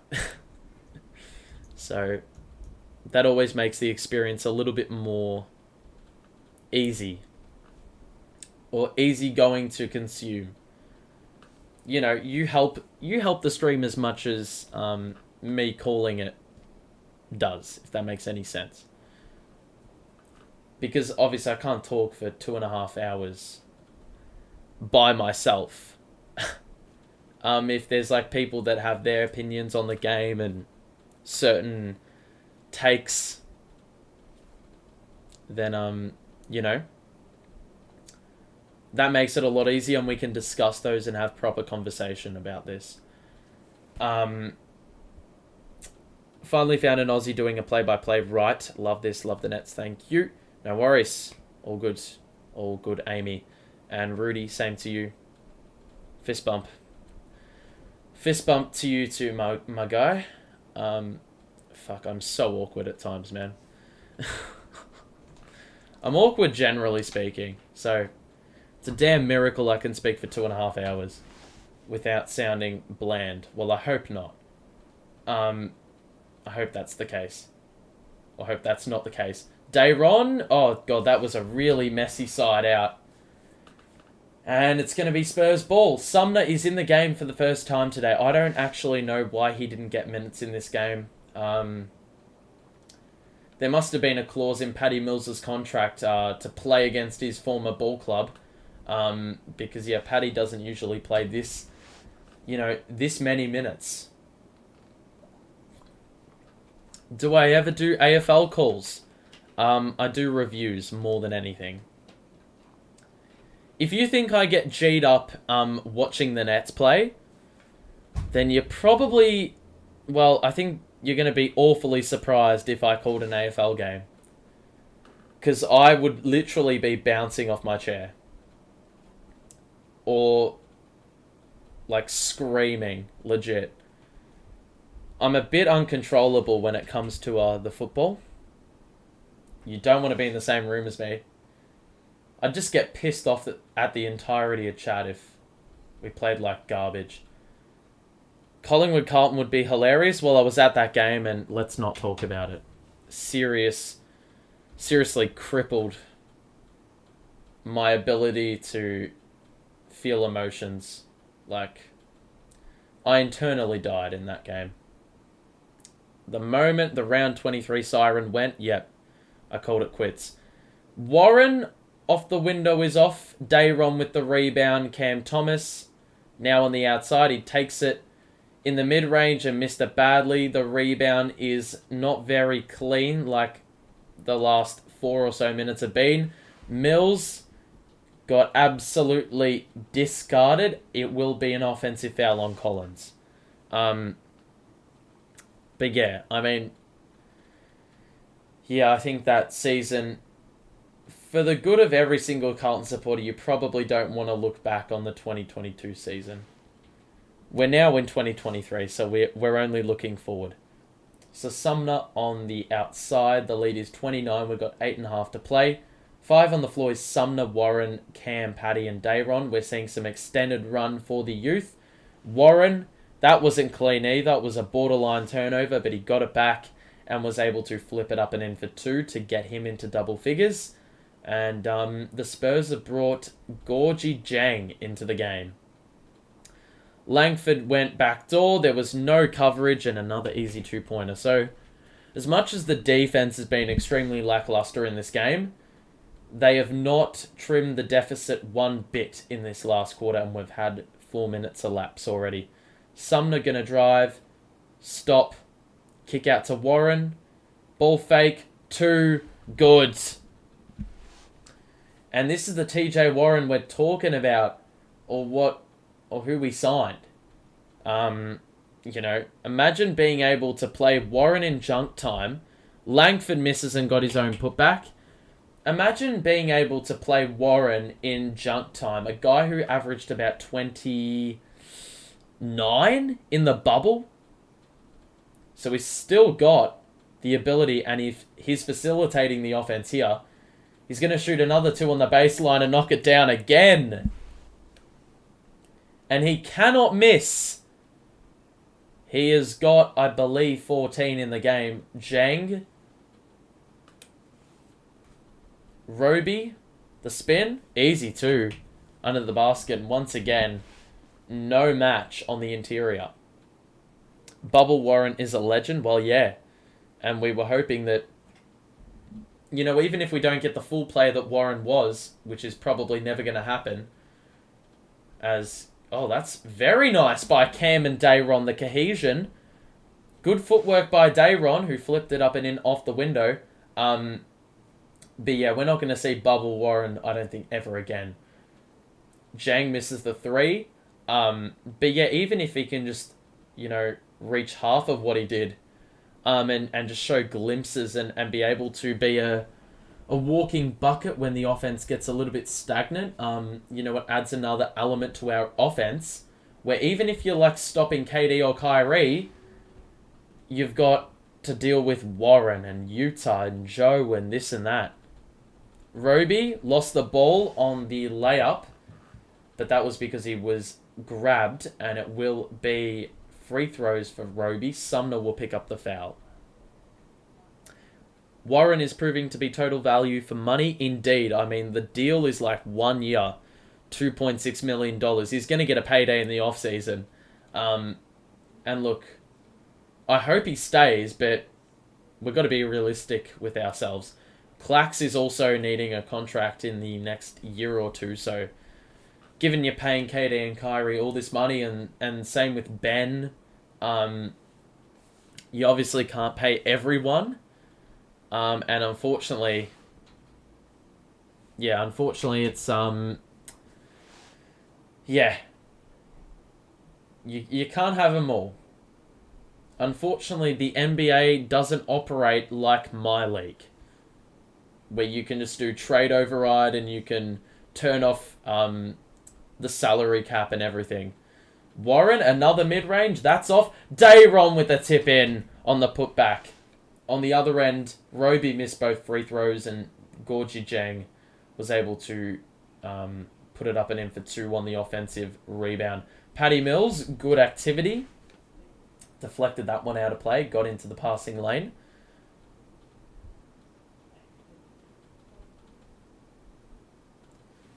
Utah still needs a contract. He also needs a contract. Yeah, he's going off really, a really low salary right now. Nice flip up by Branham. Yeah, so there's a lot of players to pay. A lot of good deals, and people that wanted Sean Marks out the door. Yeah, I mean, probably looking a bit stupid at the moment. Sumner with the acceleration. There's a foul there on Zhang. Obviously, he is a walking tree trunk. It's going to be shots with 4:48 to play. But, Sean Marks deserves props for getting Sumner, getting Warren, getting Utah. Utah literally got a contract on the back of training camp. He wasn't even going to be on a roster if, we didn't get the training camp invite. So it's just nuts that he was able to pull off, all those bargain basement price deals. So, excellent job by Sean Marks. He's got his fair share of criticism for that handling of Kyrie and not getting a center. But right now it looks like it's an excellent call. And it would have been unnecessary to get any other player, because you're basically shaking it up unnecessarily. We're going to get a foul. I don't know who it was on, but to rewind the play a little bit, TJ Warren won the ball for his team off a steal.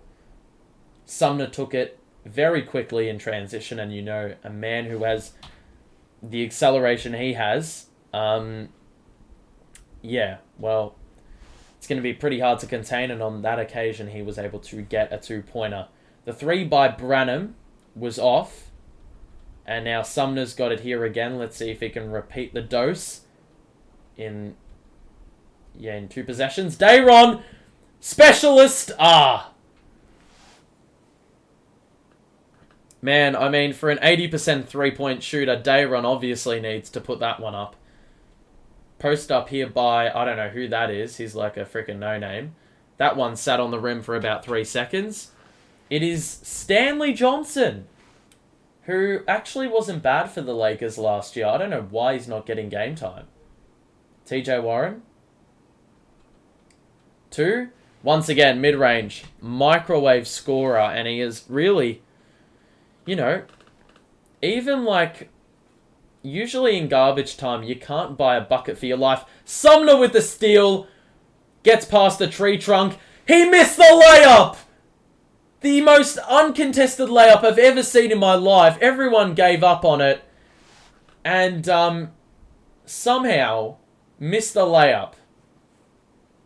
I mean, at that point, just go home. The tunnel is right there. The tunnel is right there.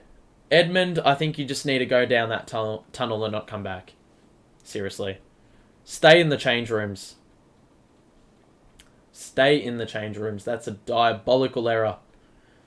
Alrighty. Could you do a piece on the manager? His moves pre-season.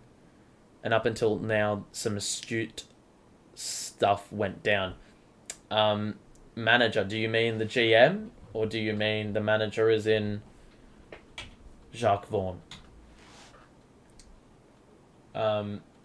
Well, interestingly enough, GM, okay.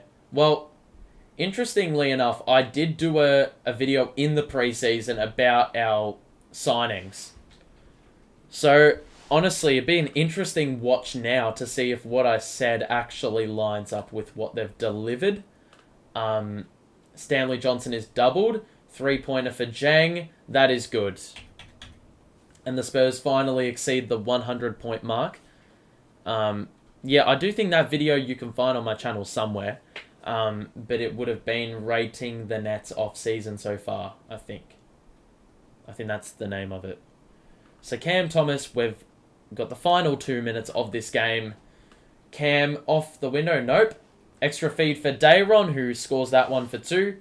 And look, for the last 12 minutes of this game, it's been really like the energy and the life has been sucked right out of the game, I have to say.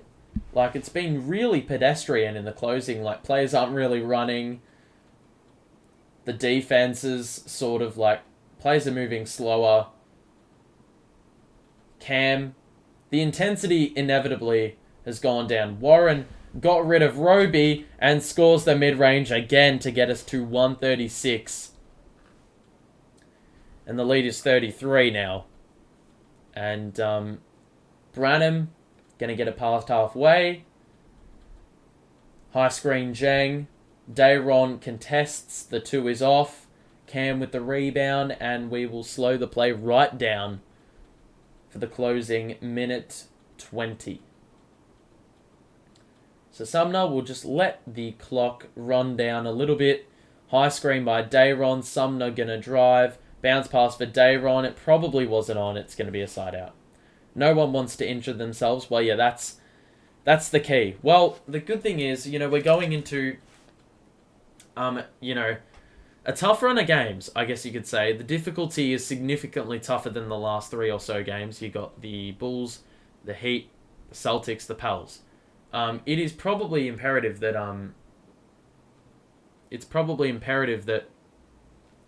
KD and Kyrie get their, you know, their well-deserved rest, I would say. The box score, I mean, KD, no one has logged more than 30 minutes, which is awesome. Very friendly for, you know, those upcoming games where, you know, we probably, you know, we've got a game on the 5th, a game on the 7th, a game on the 9th. So you've got day off, game, day off, game, day off, game. So this rest is going to be ever so valuable going into the, you know, those big games where you need to be as refreshed as humanly possible. If you are enjoying the stream, make sure to show your support and drop a like on it. And also subscribe if you're new, so you're notified of when I go live next, which I've obviously just alluded to. Next game is against the Bulls. DeMar, Zach LaVine, Vucevic. And in that game, they are holding on by a thread. The Bulls are up 1. And Levine's got 24. DeRozan's got 42. It looks like the Cavaliers are going to have a shot of winning the game. Donovan Mitchell is 55 and 11 dimes. What a colossal effort. Shooting 17 of 29 from the field. That is, yeah, colossal effort. Vucevic at 20 on good shooting. Levine 24 and DeRozan 42. So DeRozan evidently is going to be the guy that we need to stop. Hopefully this game ends by the time that Bulls game is not over, because usually, I mean, I wouldn't be surprised if it's not going to be over. 18 seconds left. Usually that takes longer than a minute to get through. So Dosunmu made 3 free throws. And there's a Cavalier timeout. So we'll see how we go. The first game between those two opponents resulted in a Cavalier win by 1. Actually, no, that was the last game they played. The last game the Cavs and Bulls played was decided by 1. So let's see if we get to that game in time. Right now, though, 33-point lead for the Nets. And let's see what happens in the final minute or so. Obviously not much. Cam for 3, that's good. And Mbappe has really been treated to an excellent showing of Nets basketball. We've got a minute to play. Langford, the push shot, that's off. Jang bats it back out. Roby has to fetch it in the backcourt. And he will shoot the 3 over Sumner. The 3 is off. Jang bats it back again. Roby, Euro. Dayron, good contest. Offensive rebound again, Spurs. And then they just lost it out of play. So Jared Allen made a 2 with 8 seconds left. The Bulls are going to play the long game. The Cavaliers are going to have to foul really quickly because they don't have a timeout left. So they're going to have to put up a 3 or hope the Bulls miss one of their free throws and you know, they can tie the game with the 2. This is the 4th game this year. We are going to have a 60% field goal percentage in a game. The 4th game, that's a franchise record. And we are only 37 games? 38 games into the season. I'm just going to let the clock run all the way. 139-103 the final score. I'm going to get to the box score in a minute. But first, we need to get to that Bulls-Cavalier game. Bulls/Cavaliers game. Games. Whatever. What team is doing better in your opinion, Nets or Boston? Well, we're doing exceedingly better in the last month, definitely. Only game we've lost is against the Celtics. I reckon Cam will prove to be clutch over time. The lad is cold. Well, yeah, I mean, it's just, at the moment, the time's not for him.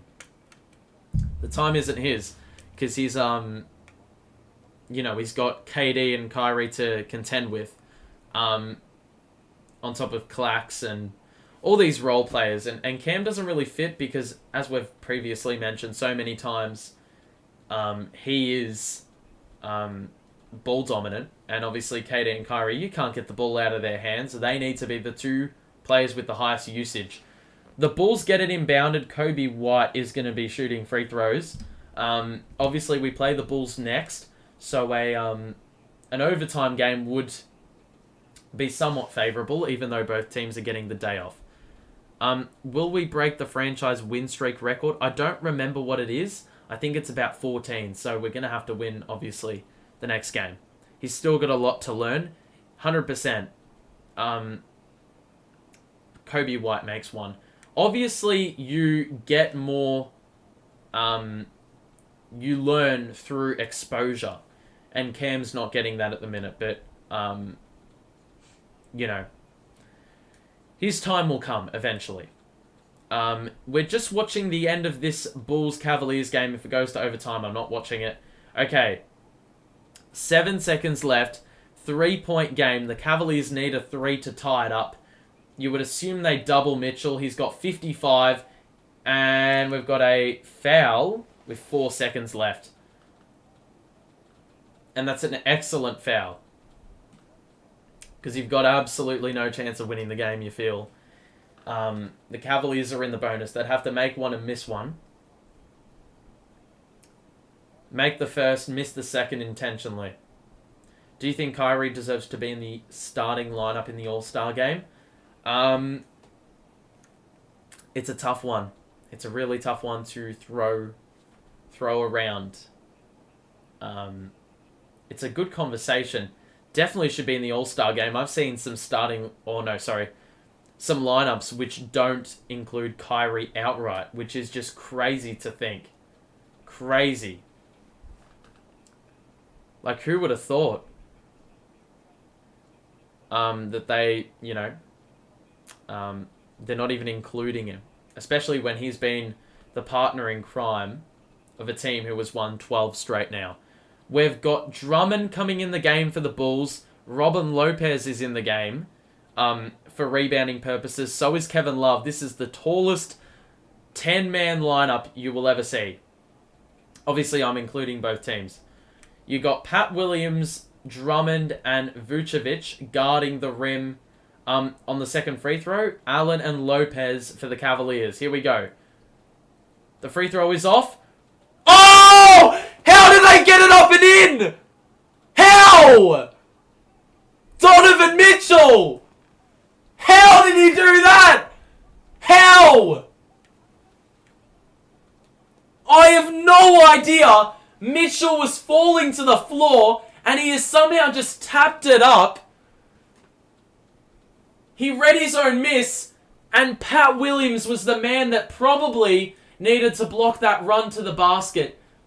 That is a poor defensive. What are they doing? Pat Williams there. I mean, you need to absolutely cover every single possible outlet to the rim. And unfortunately, all he did was put one arm out. He put one arm out and all Donovan Mitchell needs to do is just throw that arm out of the way and he can get to where he wants. That is abysmal by Pat Williams. I mean, incredible that Donovan Mitchell was able to put it up.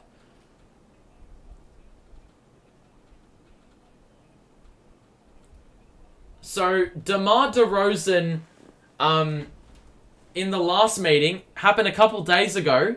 It was a 1-point win to the Cavs. Can the Bulls get revenge? It's a real good sign that we're putting teams away, which we should. Yeah, 100%. That is, it's imperative. Usually, in seasons gone by, we'd lose or we'd win the hard way. But games like today, we absolutely blew them out. All right, 3 seconds for the Bulls. Dosunmu inbounding. DeRozan receives it on the outside. Shoots a 3, top of the key. And it is an air ball. And we're going into overtime. I'm not staying for this. Wow. What a damn game that is. How has Donovan Mitchell scored that, though? He's got 57. 57 or 58? I don't know. 58. And he's possibly going for 60 or 70. 65, 70. I mean, he's got 5 minutes to get the job done. He's also got 11 dimes and 7 rebounds. I mean, that guy is stuffing the stat sheet. Wow. Gee, the Bulls have let that one slip really badly. But look, Bulls getting tired even more and we're resting our starters nice. Yeah, well, that's the big thing. One team's going to be refreshed. The other is going to be a little bit more gassed. With regards to this game, which is what you're all waiting for, as we said, the starters have really been rested well for the next game. No one logged more than 30 minutes. You can see the bench there. Cam had 9 in 11 minutes. Dayron had 9 and 5 and 3 dimes in 21 minutes. A modest display. Sumner had a bit of a run at the end there. Utah had 7. TJ Warren had 18 on an excellent efficiency. really got a lot of those points in the last quarter, and Joe had 8 on return. Let's have a look at what the starters. Kyrie, I mean, the stage was set when he scored 15 in the opening quarter on 80%. Actually, no, he didn't miss. And then Seth Curry had 16. He got a lot of his points in the second quarter, where that lead was really beefed up. And KD, a really effortless 10 of 14 from the field, 25 points and 11 dimes. And you can see the shooting overall was excellent. 62% from the field, 52% from 3, and over 30 dimes once again. You can see also the plus-minus stats. I mean, well in the plus was everyone. We had 12 turnovers, but a few of those were late. You can see the steals and block numbers. You can see quite a few players off the bench got involved in that regard, but the starting lineup really set the tone. Clax with 3 more blocks in the last 3 games. He's averaging 5 blocks, which is nuts. KD, Kyrie, Ben Simmons, excellent defensive display today, setting the tone right from the word go. And as we said, Seth Curry, that cohesion with Ben Simmons on the little screen. The screen would be set by Ben after the handoff, and all Seth Curry needed to do was just execute because he had the wide open 3 there. So, look, everyone played their role. If we look at the Spurs real quick, their shooting never matched ours. And Keldon Johnson, the high man, with 22 and a few bench contributions, obviously, well after the game was in contention and up for grabs. So, overall, I mean, if you're going to concede 139, you're not winning games. History would say, and we were able to score 139 today and be on the positive side of all that. We're going to go into the Bulls game having won 12 of the last 12, 15 of the last 16. Life is good. We're vibing. And, life is good. The chemistry is sky high. You saw it when Kyrie got that putback dunk. The roof was blown off the Barclays Center building. And, the Nets bench absolutely bounced off their seats, and we're really proud of a teammate who has been through quite a bit this season, a lot of external noise, a lot of criticism, but he's responded in big ways in this win streak, and so has everyone else. We've really resurrected our season. It's crazy to think where we were, in October. And even before that, when there was a lot of disarray around the organization, with Josiah, with Kevin Durant, wanting a trade, Sean Marks getting, his fair share of criticism as well. But overall, we're living. And it's great to see. We will see you for the next game in a couple days. Nets Bulls, gonna be good, hopefully. I hope you enjoyed this one. Make sure to show your support on the way out. And if you want to stay notified, make sure to subscribe if you're new. As I said, you can stay notified for every time I go live. But that'll do it. Thank you, everyone, for tuning in once again. The engagement, the positivity, the good vibes, the support, all of the above. Thanks once again. That'll do it. We'll see you in a couple days. Thank you yet again. And we'll see you then. Peace out, everyone.